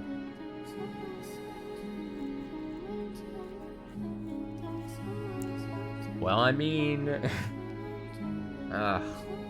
It was storming that night, erratic claps of thunder ripping through the sky. Giselle let out a panicked scream, shoving me back, and the look in her eyes kicked into motion emotions I had thought I'd lost. I knew that face. I knew that scream, because that face had once been mine. I had screamed with the same utter despair at the world.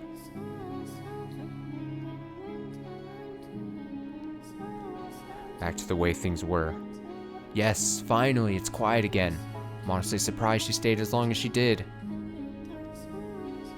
In a way, her tenacity is rather impressive. Oh, and then the guilt? She runs away. She goes to that weird fucked up village. We know all the things that happened at that place. Ugh. Oh, Mikkel, what a bad... Ugh. Oh, God. The chain of events are just... they never stop being sad. In a way, her tenacity is rather impressive. Not many would persist for so long in the face of such obvious disinterest. But you know, no one, would try to get friendly with you without good reason. Information about you carries considerable weight outside these walls.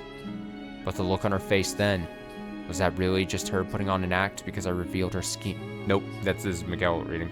Was that really her just putting on an act because I revealed her scheming? Also the line before, but the look on her face then? If you think she was afraid of you, you're mistaken. That's how people behave when their sins are brought to light.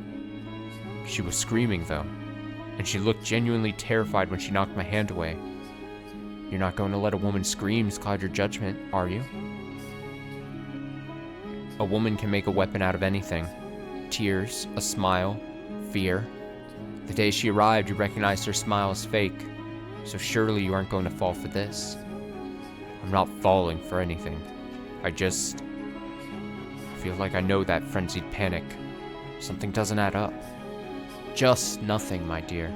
In fact, what perplexes me is why you didn't simply kill her when you had the chance.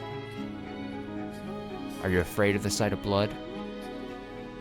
The blood of your tormentors has no more worth than that of a wild boar. You should have sliced her throat without a second thought. Although, I suppose that would have made quite the mess.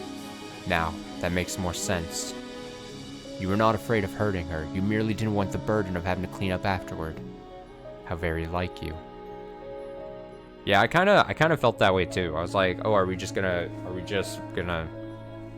is it gonna just slowly trudge through the same stuff? But it's actually been decent. Be quiet. Oh, come now. That woman's finally gone. It's back to just the two of us. And you don't want to talk? Silence, please. As you wish. I will celebrate your accomplishment in silence, my dearest friend. I imagine she's out there, half buried in the cold earth by now. Ugh.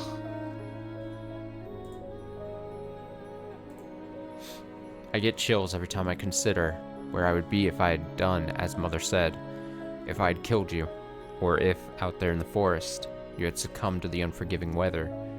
Life had never given me much in the way of good fortune, but you coming back, you being alive, was absolutely a blessing.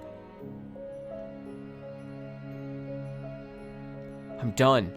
I can't take it. I'm through with this whole world. You don't have any idea what I went through there. How hard it was just to keep myself together. Giselle, I do understand. I know very well how difficult, how painful it can be for no one to believe you, for no one to accept you.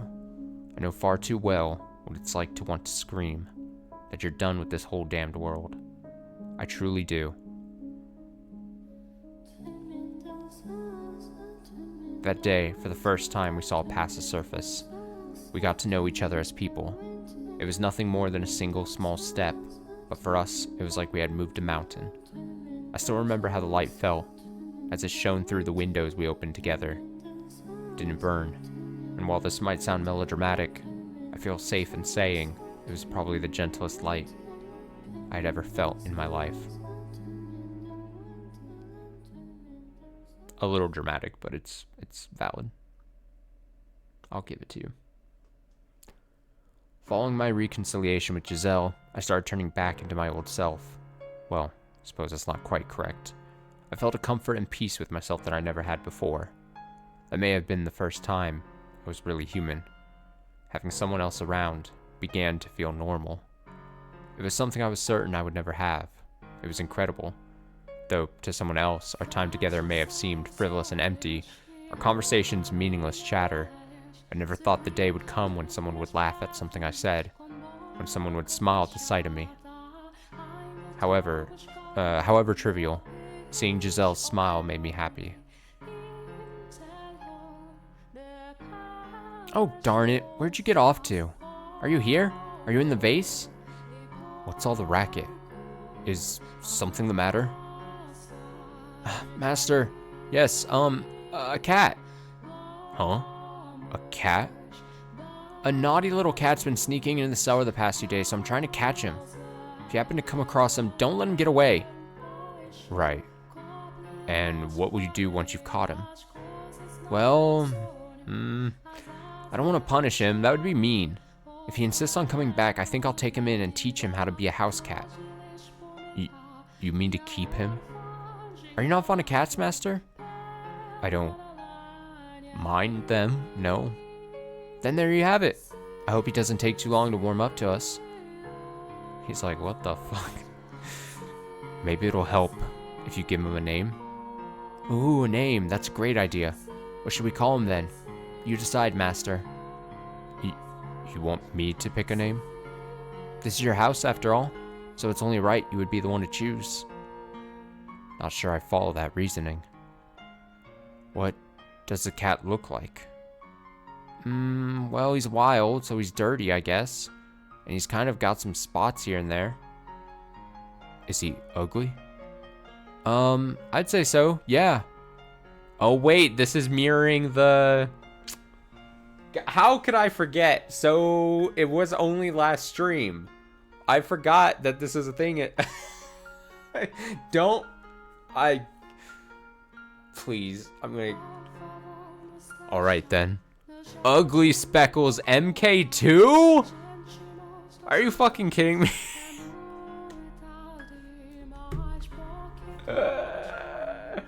Ugly Speckles. Oh, I thought... I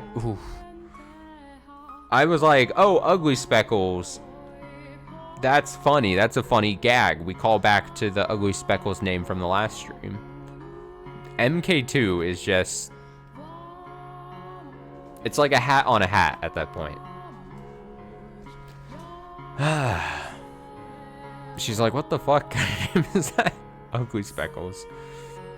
I forgot to do it in the recap at the beginning of this stream. I can't believe I forgot this bit, but during one of the happy flashbacks in last stream, they were talking about getting I think a pet cat or something. And then they're like, hey, Michelle, you should name it. And then Michelle's like, do we name, what's it look like? And then I think it was Michelle who's like, Ugly Speckles. And they're like, what the hell? Why would you name Ugly Speckles? What a weird callback. Like, what a... Like, whatever. It's not anything bad. It's just very funny that we're calling back to that, like, little gag that we had. I just wouldn't have thought that... Ugly Speckles MK2, though, is... It's a choice. That's a name? Why on earth would you want to call something that? And what does MK2 even mean? But be quiet. It's on you if he runs away, Master. You know what? Amongst all the sad and depressing stuff, I'm glad we can have a little jokey moment. It's all good. We needed that. Thanks, Fata Morgana. My time with Giselle made a normal person out of me. Made me able to tell stupid jokes. To get frustrated or surprised or exasperated, I started showing actual emotion. Our silly, meaningless banter became something precious. My heart of stone began to soften. The world she created for me was what I had yearned for my whole life. Having lost half of it imprisoned and spent the other half playing an identity that conflicted with how I felt in my heart. It was the first time I genuinely felt like I was allowed to be myself. Yeesh, you're not a kid, so don't be so picky. It's not good for you. You make a mockery of the culinary arts. I've heard quite enough, Master. Sounds like I'm going to need to put your taste buds through some intense rehabilitation. How about this, Master? Play a game against me. And of course, if you're open to it, it doesn't have to end there. We can continue getting to know each other for years to come. Oh, remember back when she asked me about, like, first crush or whatever? And then, like, Mikkel had to be like, oh, yeah, there's this girl named Amy. And then we learned about Amy. Oh, disgusting. Jesus. Okay, sorry. Giselle, though I did my best to not show it, I think that I treasured our time together. Even more than you did. I latched onto it, desperately refusing to let go. I needed it, and I needed you.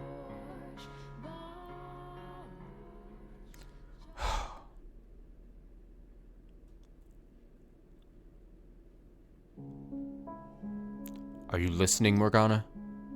I can hear you just fine, my dear. Now, what brings you all the way up here? You know you can call me from anywhere in the house. My bonds to this tower have been broken.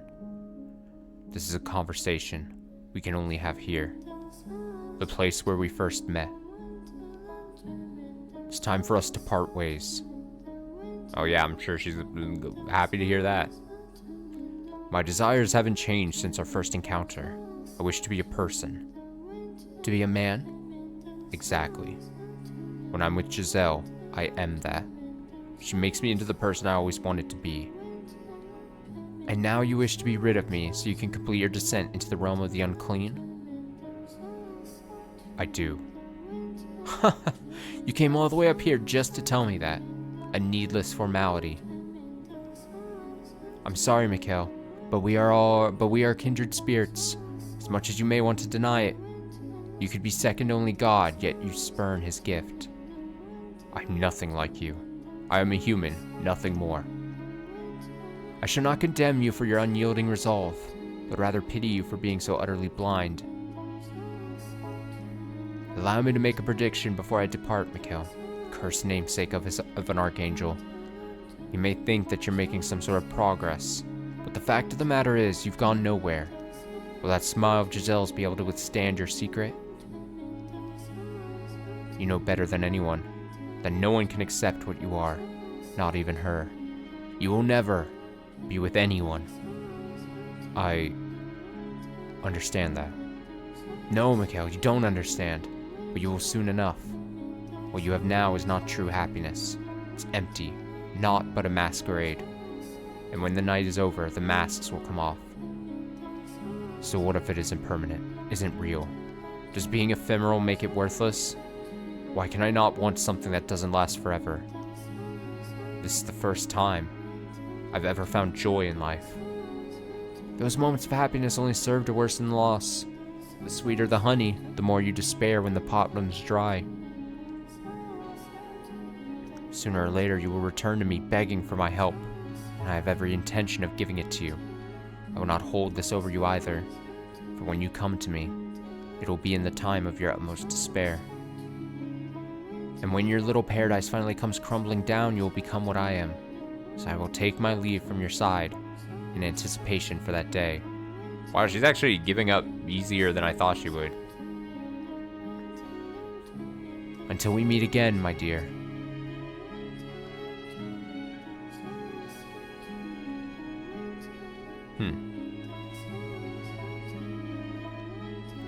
Oh, hello, Master. I was just looking for you. I heated up some wine and thought you might... Is something the matter? No, I'm fine. Thank you. No, it's nothing. All I did was warm it over the fire. Are you sure nothing's the matter? I shouldn't be hearing the witch's voice anymore. So yes, I am fine. Oh, wow. That's wonderful news, Master. It is. Giselle seemed quite relieved when I informed her the witch would no longer be bothering me. I knew she didn't believe in the witch, but that wasn't what mattered. What did matter was that, despite likely questioning my sanity when I had first told her about it, she hadn't tried to pull away. She treated me the same as before.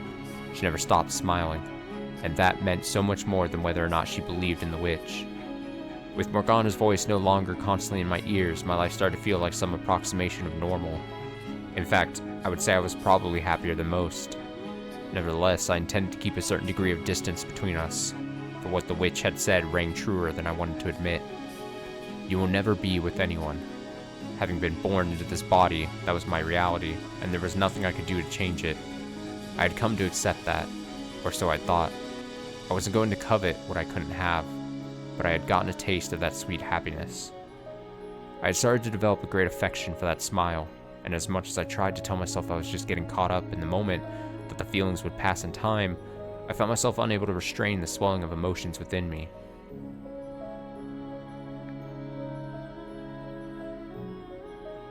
That day by the fireplace, I thought that all I wanted from you was friendship.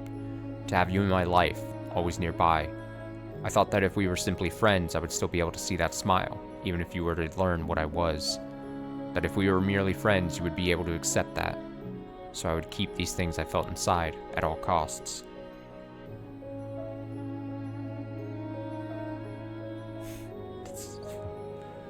It's supposed to be an endearing picture, but for some reason that CG is very funny to me.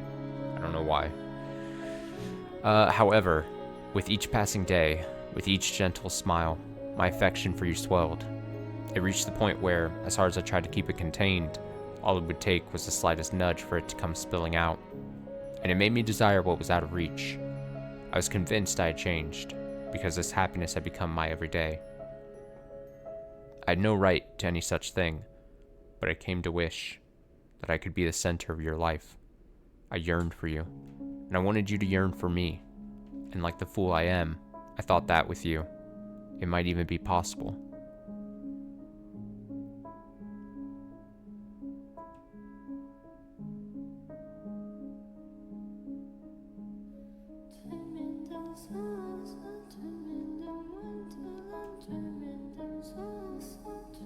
Honestly, it's no trouble. I mean it. You just took me by surprise, that's all.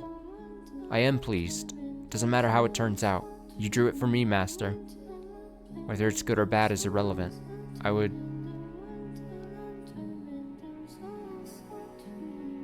be happy with anything drawn for me by the man I love.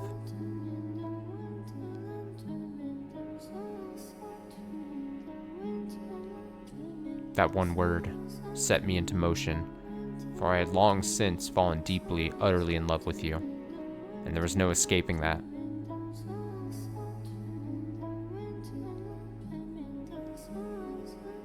Listen very carefully.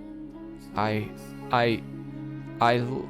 love you. I love you so much I feel like my heart is going to explode.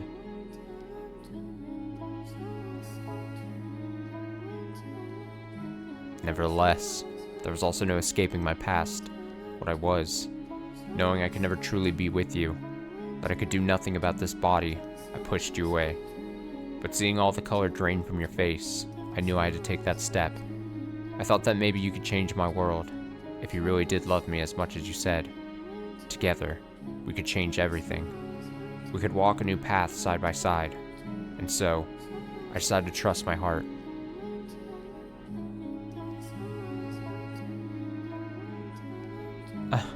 I'm in heaven. I was so happy I could cry.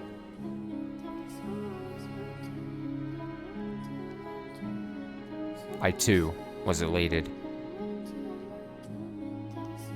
Oh yeah, this moment.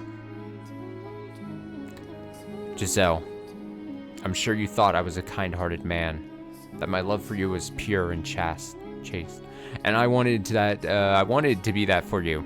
But beneath the surface lurked indecent desires. Despite saying I didn't want to hurt you, that just having you by my side was enough, my desire bubbled up at the warmth of your skin. I wanted to let that heat take over, to let my hands run free. I could feel it burning inside me. I longed for intimacy, not just emotionally, but physically.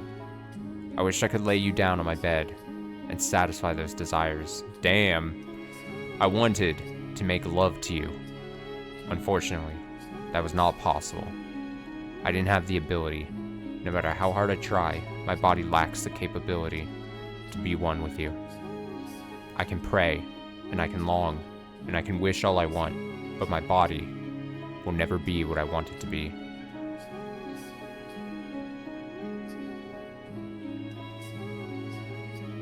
I am gray. Though I have always known my true color, I have no way of becoming it. My heart has always known what I am, but the world refuses to accept it. Every time I claim I'm normal, 5 say I'm an abomination. Would it really have been too much to ask for me to be born normal? To let me be who I truly am? Is that really so much to ask? Things began to change when I learned my father Antonin had passed away. George would, I assume, be busy preparing to take his place.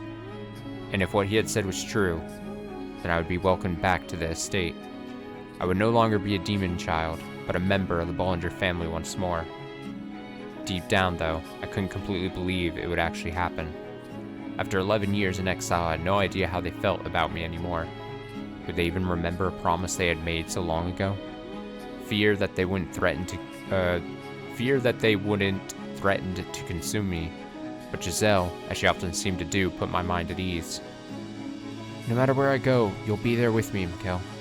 It's true, I am nervous not knowing what the future holds, but not in a scared something bad might happen kind of way.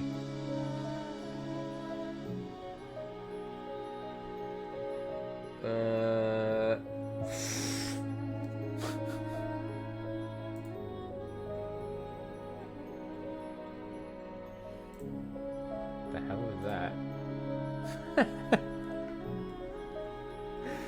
But not in a scared something bad might happen kind of way.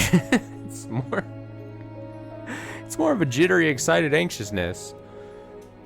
That message. That was one of the more funnier spam messages I've seen in a while. I'm confident the two of us can overcome anything, no matter what obstacles may come our way. Together, we can create an even more wonderful future. Could I believe her? Could I have faith in her wonderful future? That she would always be there with me? That we would return to the estate and finally move on with our lives? That together, we could create a future? No, that wasn't a question. I wanted to have faith. I wanted to believe as much as she did. I wanted to believe that, even if I was gray, I could have a normal life together with her. She had rescued me from the depths of hell, and now I wanted to make her happy.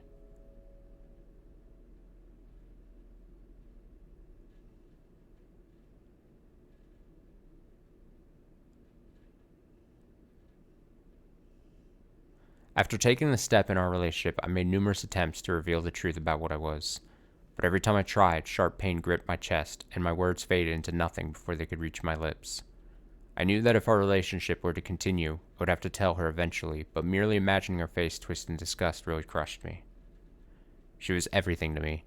And so, as we prepared for our departure, I decided it was time to make some changes. It was time for me to break out of my rut. And what happened next depended largely on whether Mother and my brothers were willing to accept me as a man. The course my future took was in their hands. Oh, it's a big moment, isn't it? In their hearts. If they couldn't accept me, then I couldn't return home. I prayed from the bottom of my heart that things would turn out for the best.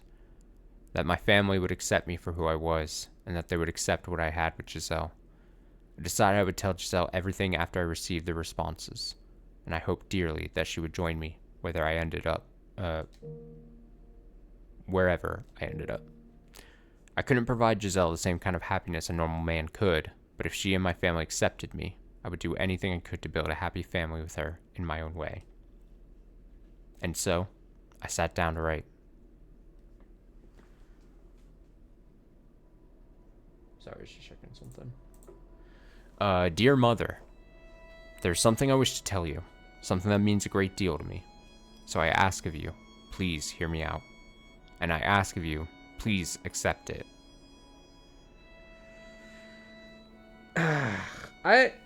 So complicated. I'm like, the mother situation to this whole thing just sucks. And it, like, all those letters, the mother kept calling him Michelle, the feminine Michelle name, and being like, oh, I'm praying for you that the curse, like, Mikkel, better person than me, I would have dropped any attempts to try to, like, come to, like, meet my mom anywhere, or halfway, or at all. Like, I would just be like, well, the estate apparently is now my brother's. I do not have to even try with you anymore. But whatever. I think I'm just not I think I'm learning about myself. Not like I didn't already know this about myself, but I just refuse as a person to not I don't need to waste my life or my energy or any of the precious time I have on this planet to, like, try to convince someone to see something a certain way. And if they just don't, and we fundamentally disagree with someone, as I became an adult, like, then I will move along. Whether that means you're a family member of mine, or a friend or ex-friend or a random stranger, I just like, I don't know, I'm getting into like personal stuff, but like, I'd be like, well, screw my mom at this point if I was Mikkel.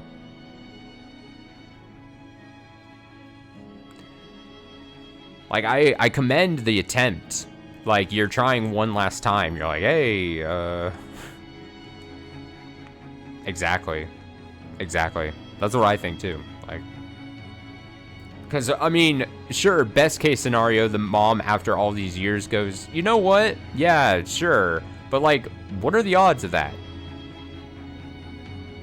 And, wait, this isn't even... We didn't even touch upon this. Now, at this point in the timeline, Mikkel is aware of the bad things his dad did to Giselle. Mikkel is fully in love with Giselle. Giselle must have told him that the bad things the dad did and that the mom, like, got psycho to her. So there's, like, an extra layer of, like, the mom just being this barrier. Yeah. Blech. Blech. That's all I can say. It's all just, stop. And I ask of you, please accept it. Mother, I no longer bear any resentment for my present lot in life. Nevertheless, I would ask of you to concede one thing, that I was never cursed, that I will always be your son, that I am Mikkel, not Michelle. Michelle. I have found someone whom I care for dearly, a woman, and I love her with all my heart. I would like to spend the rest of my life with her. I do not wish for much, simply to have a quiet life with her. To go through our days together, man and woman. That is the one thing I want. Mother, I know you're aware that my body is no longer female. I am a man. My heart is male, and I ask of you to please accept that. I have no grudge with you. In fact, I'm incredibly grateful to you for bringing me into this world. With love, your dear son. But rather than a reply, I received a visit from knights ordered to kill me. What? What? Oh, those would be, duh. Right? We had already seen them, right? Like, fuck, I forgot. I acted as if I was surprised, but we've already been here. Right? Here's the problem. We're so convoluted in the story and the backstories and everything folding upon each other that I got confused in the... I totally forgot that we've already been across this bridge. Ugh. Ugh. Disgusting. I'm re-pissed. I'm re-pissed about everything.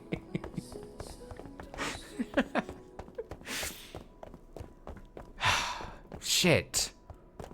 Fuck. It's fine. I'm not that mad. I'm mad, but I'm not that mad. Here we go. Giselle. And a lot of footsteps. Mikkel, tell me. Why do you think this is your fault? What is your curse? Your curse. It isn't just the color of your hair and eyes, is it? There's more to it, isn't there? There's something else, isn't there? Can you hear me, Morgana? Morgana? Please, say something. Morgana! Your predictions, they were right. I was a fool, and you can laugh at me all you want. So please, say something. God, I feel like an idiot. I forgot that we had already... I got so wrapped up in the flashback that I forgot that we... Oh, man. I actually thought... I got lost there for a sec. Oh, God. Oh, I'm a fool. Nothing good is gonna happen. Oh, God. Okay. I'm fine. I'm over it. I'm getting over it. Death! Death to the unholy one! Death to the heretic! Death to the witch! Oh, that was her. Why won't you answer me, Morgana? Why can I not feel you there beside me? You said you would help me when I came for it. Well, here I am, begging for your help. Please, come back to me just this once. I know you're there somewhere. Please, before they break down the door. It truly wouldn't be one of my streams if I didn't, like, forget, like, a thing, though. Like, I even said it earlier, I was like, memory is always bad, but... fuck. Mikkel? I'm alright. It's okay, Mikkel. I'm not scared. You're here with me after all. I'm fine, it's all fine. So please, hold me. Until it's all over. Please, stay with me. Mikkel, my dear. Why would you ever believe that fairy tale nonsense? Why would you ever think a wonderful future awaited you? Morgana. Here you are now, wretched, pitiful. For that, you have my sympathy. I will help you in your time of need. Finally, you speak. Mikkel? I can feel the despair emanating from you. You hate it. It kills you. This is how you're rewarded for fighting to be yourself. You know exactly who sent those knights, don't you? They rejected you, rejected what you are. I'm trying to think about it. Now where does the story go from here? Whose backstory are we going to see next? Didier? George? Amy? That's where my mind goes. Like, are we going to go, like, so far out that we get, like... Oh, could you imagine the audacity of this game if it goes to, like, an Amy point of view backstory thing? Ah. I'm getting re-pissed. Could you... The audacity of this game if it was to do such a thing. Hey, Mikkel, are you alright? Your family, unable to accept your body and heart, branded you a heretic and turned you over to the church. Yes, they did.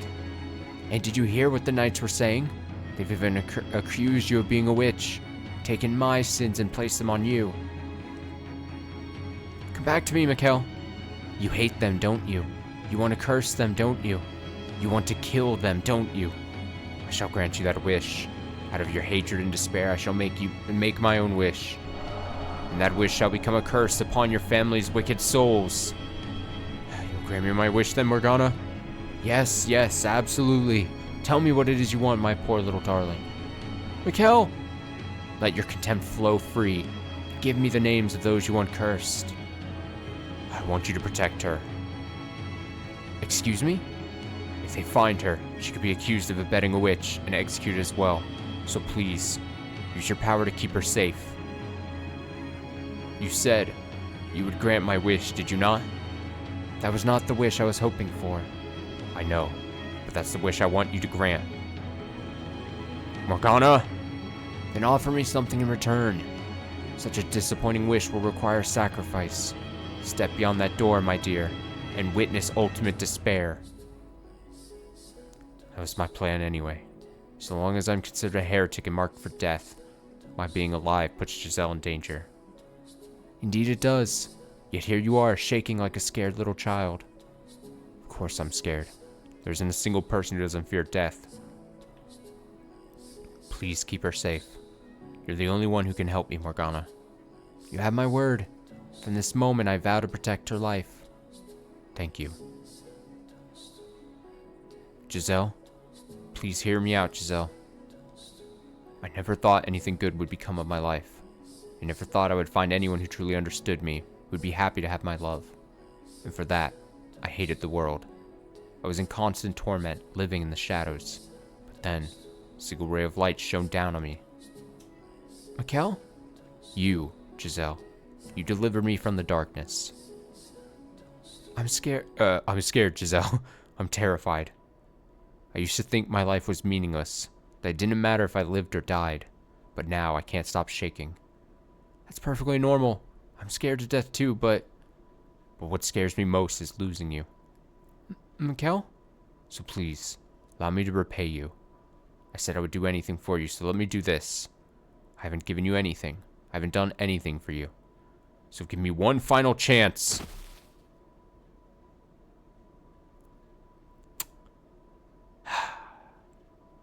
Mikkel. Stab, stab, stab. What? What are you doing? Get back in here, Mikhail.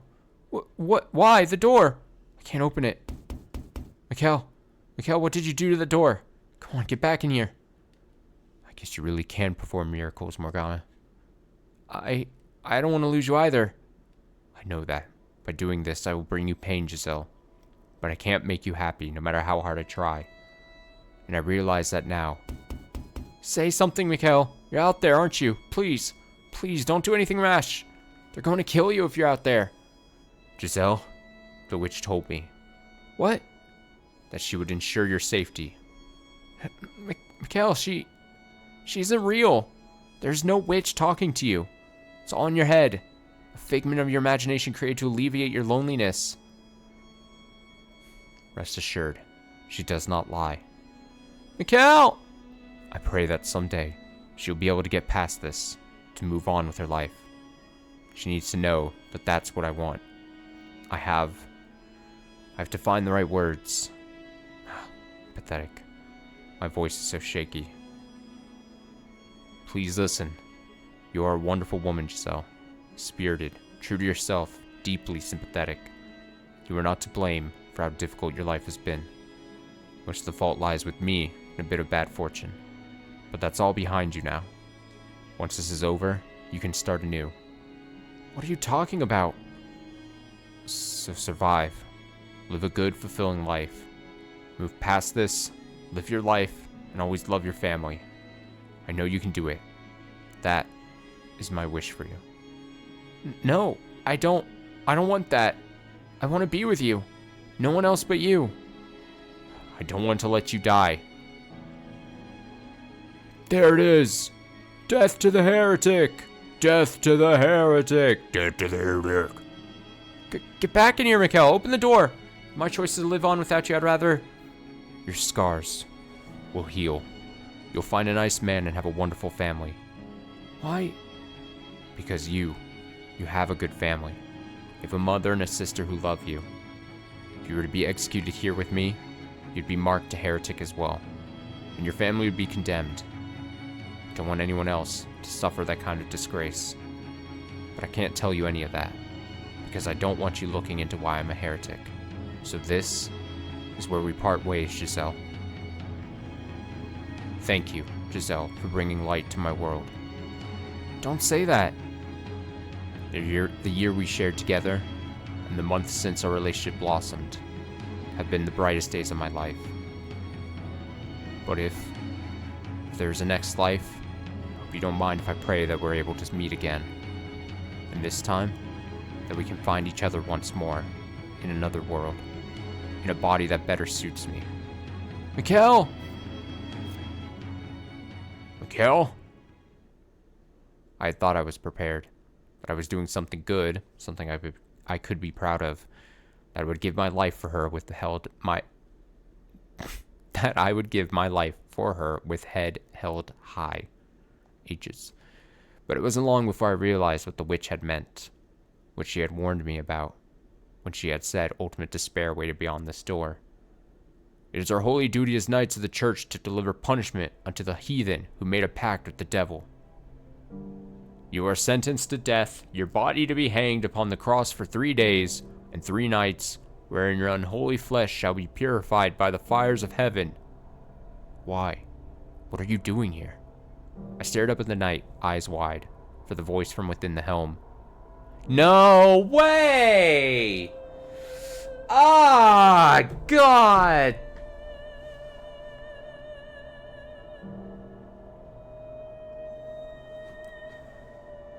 Oh, God. I hate this game. I hate this game. I hate this.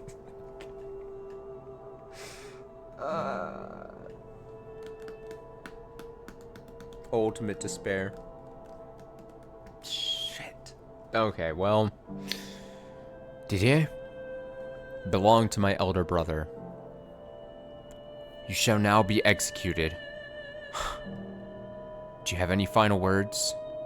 Oh my God, it all sucks. Oh, God. It's so bad. This hurts so bad. It hurts because now the discussion that they had as Mikhail left the house the first time the Bollinger estate meant fucking nothing, dude. Ugh. Fuck, man. Fuck. I'm just cursing a bunch. Fuck. You said at the beginning, fool me once. I know. It's never gonna be happy. Why did I think? Oh, it sucks so bad. Oh, I feel such a fool too, because I can't stress. I literally forgot that this whole sequence of events happens and it has already happened. And then I'm for some reason in my head, I'm like, oh cool, we get to see what weird thing might happen when we go back to the estate. That obviously never happens, and it. Oh God, I'm a terrible reader. I'm a terrible visual novel reader and streamer and person who plays video games. And now, oh.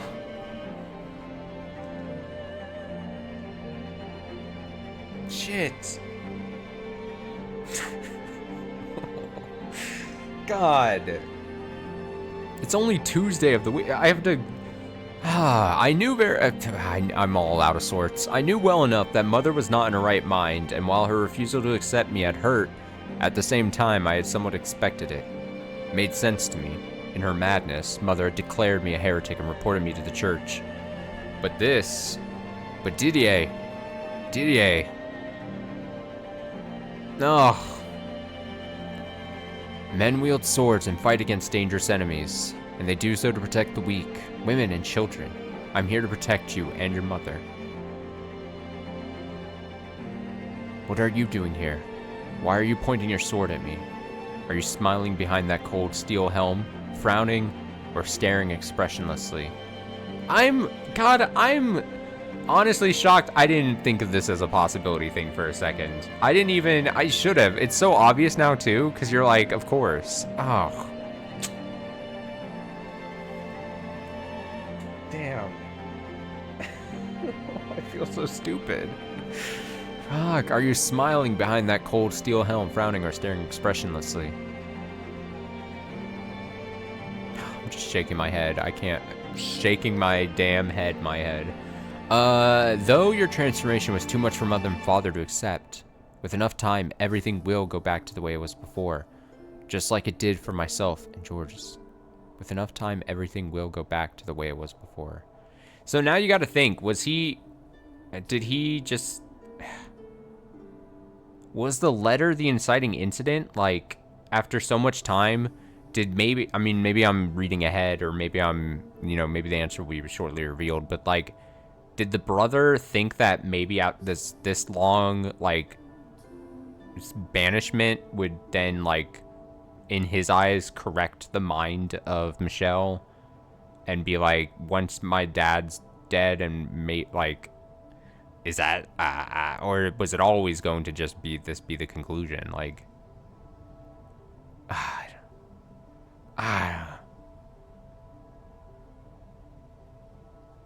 it had to be. I think the fact that he had a woman set them off. That's what I'm saying. Fuck, the letter thing being like the final, like... Damn, man. Fuck. Oh, it just depresses me. Oh, I'm disgusted at everything. I'm just... Fuck. I don't know why it's hitting me so much. Because it's just another... I mean, it shouldn't be hitting me so much because it's just another depressing, sad reveal moment in a long list of those throughout this whole game. But it's just like...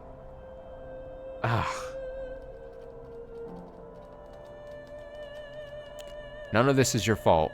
It was all unfortunate time. Damn, I started the top of the stream. I was like, man, in the recap, I was like, and at the end of last stream and then the start of this stream, I was like, man, a bright one moment we had where we were rescued from our father and our two brothers came to our rescue and was like, hey, we understand Father's taking it too far now and everything. And then I think that's where I forgot about this whole thing where he clearly gets killed. Like I think maybe that's why it's hitting me. It's because I went from, oh, maybe something good is going to happen, to, oh, wait, we already know that this doesn't end well, to, oh, it's even worse than we already knew. The range we just traveled, that my brain just got taken for a ride. Fuck. It was all unfortunate timing. You said that it would all go back to normal eventually. Can I trust that even if the whole world says I'm cursed, that you'll always be on my side? That you'll always be my brothers? Can I put my trust in you once more, Didier, Georges? You absolutely can, Mikhail. I swear to God on high. They were even using his name. They were doing it. It was all, God, what changed? I was bamboozled. I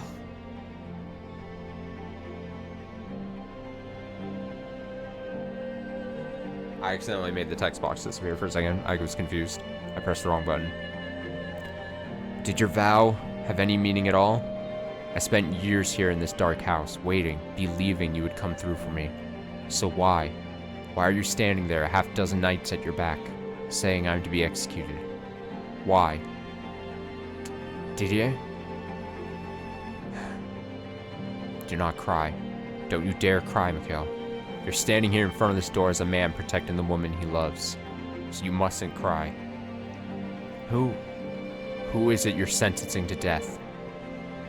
Mikhail Bollinger, or a demon child, naturally, or a witch, perhaps. But why? If I'm not an angel sent from heaven or a demon child, then what am I? What on earth am I? What are you? You're a Bollinger. You're our family, and that's all there is to it. I thought we were brothers. Our familial bonds have long since been severed, cursed witch. Now I see, Giselle, this world never had a place for me. I was never welcome here. Kill him!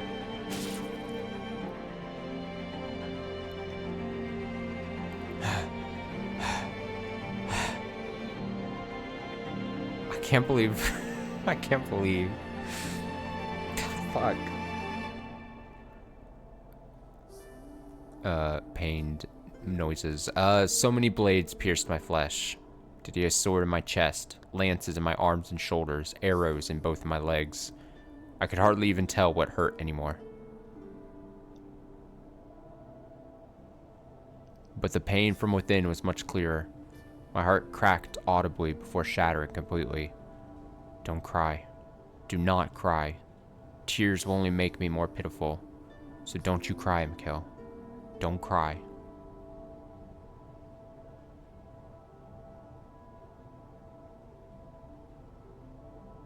Yeah. But see, and that makes me think, and there was a line that he did say where maybe something must have, it could be that there must have been some tip-off that maybe Didier doesn't actually care, especially combined with what I was saying earlier, that this is Mikhail declaring himself as a guy and in a relationship with Giselle. It must be something more in the mindset of, like, he truly, something thinks he's truly cursed, has some kind of witch-like thing going on. I don't know. I don't know what's happening. I believed in you.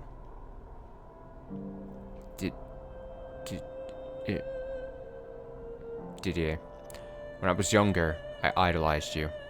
Those broad shoulders, muscular arms, gentle eyes. Everything you said. Your simple but pure desire to become a knight. I thought if I could be like you, then I could be proud of who I was.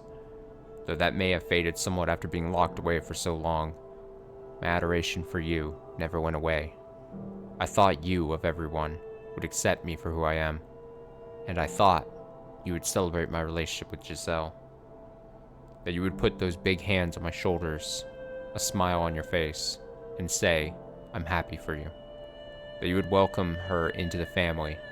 That we could go on outings together on cloudy days. And maybe she could make something for us. She's a pretty good cook after all. George would rifle through the basket before lunch, and Didier would scold him. I'd be there watching, a proud smile on my face.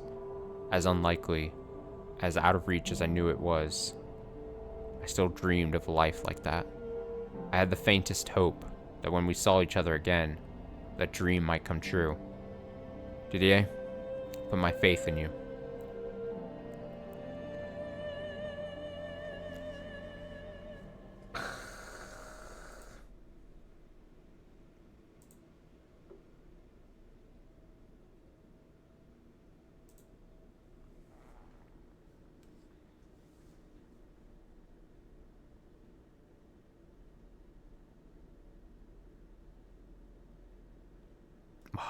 Is that a good ending spot? That might be a good ending spot. As tragic as it is. I wanted to go about 2.5 hours, and that's like, oh god. Such a heart-wrenching moment. Jesus. Ugh. I'm disgusted. I feel like I need to take a shower after all that. I'm disgusted with myself, honestly. I'm disgusted with the characters in the story and with myself, if I'm to be 100% honest.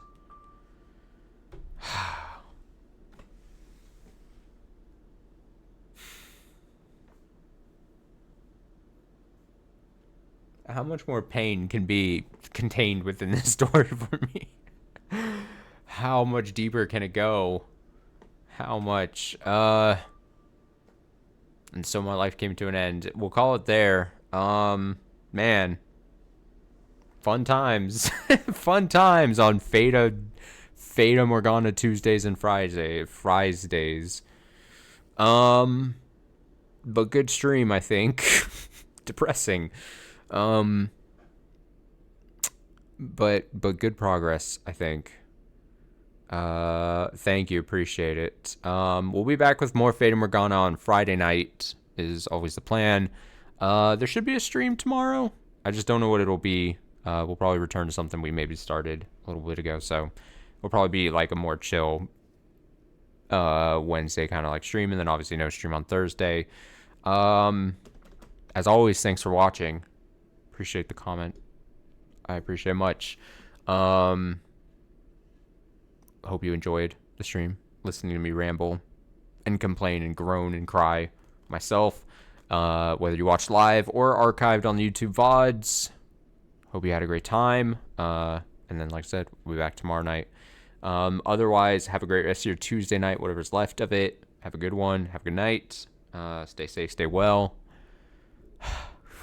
And until tomorrow night, take it easy.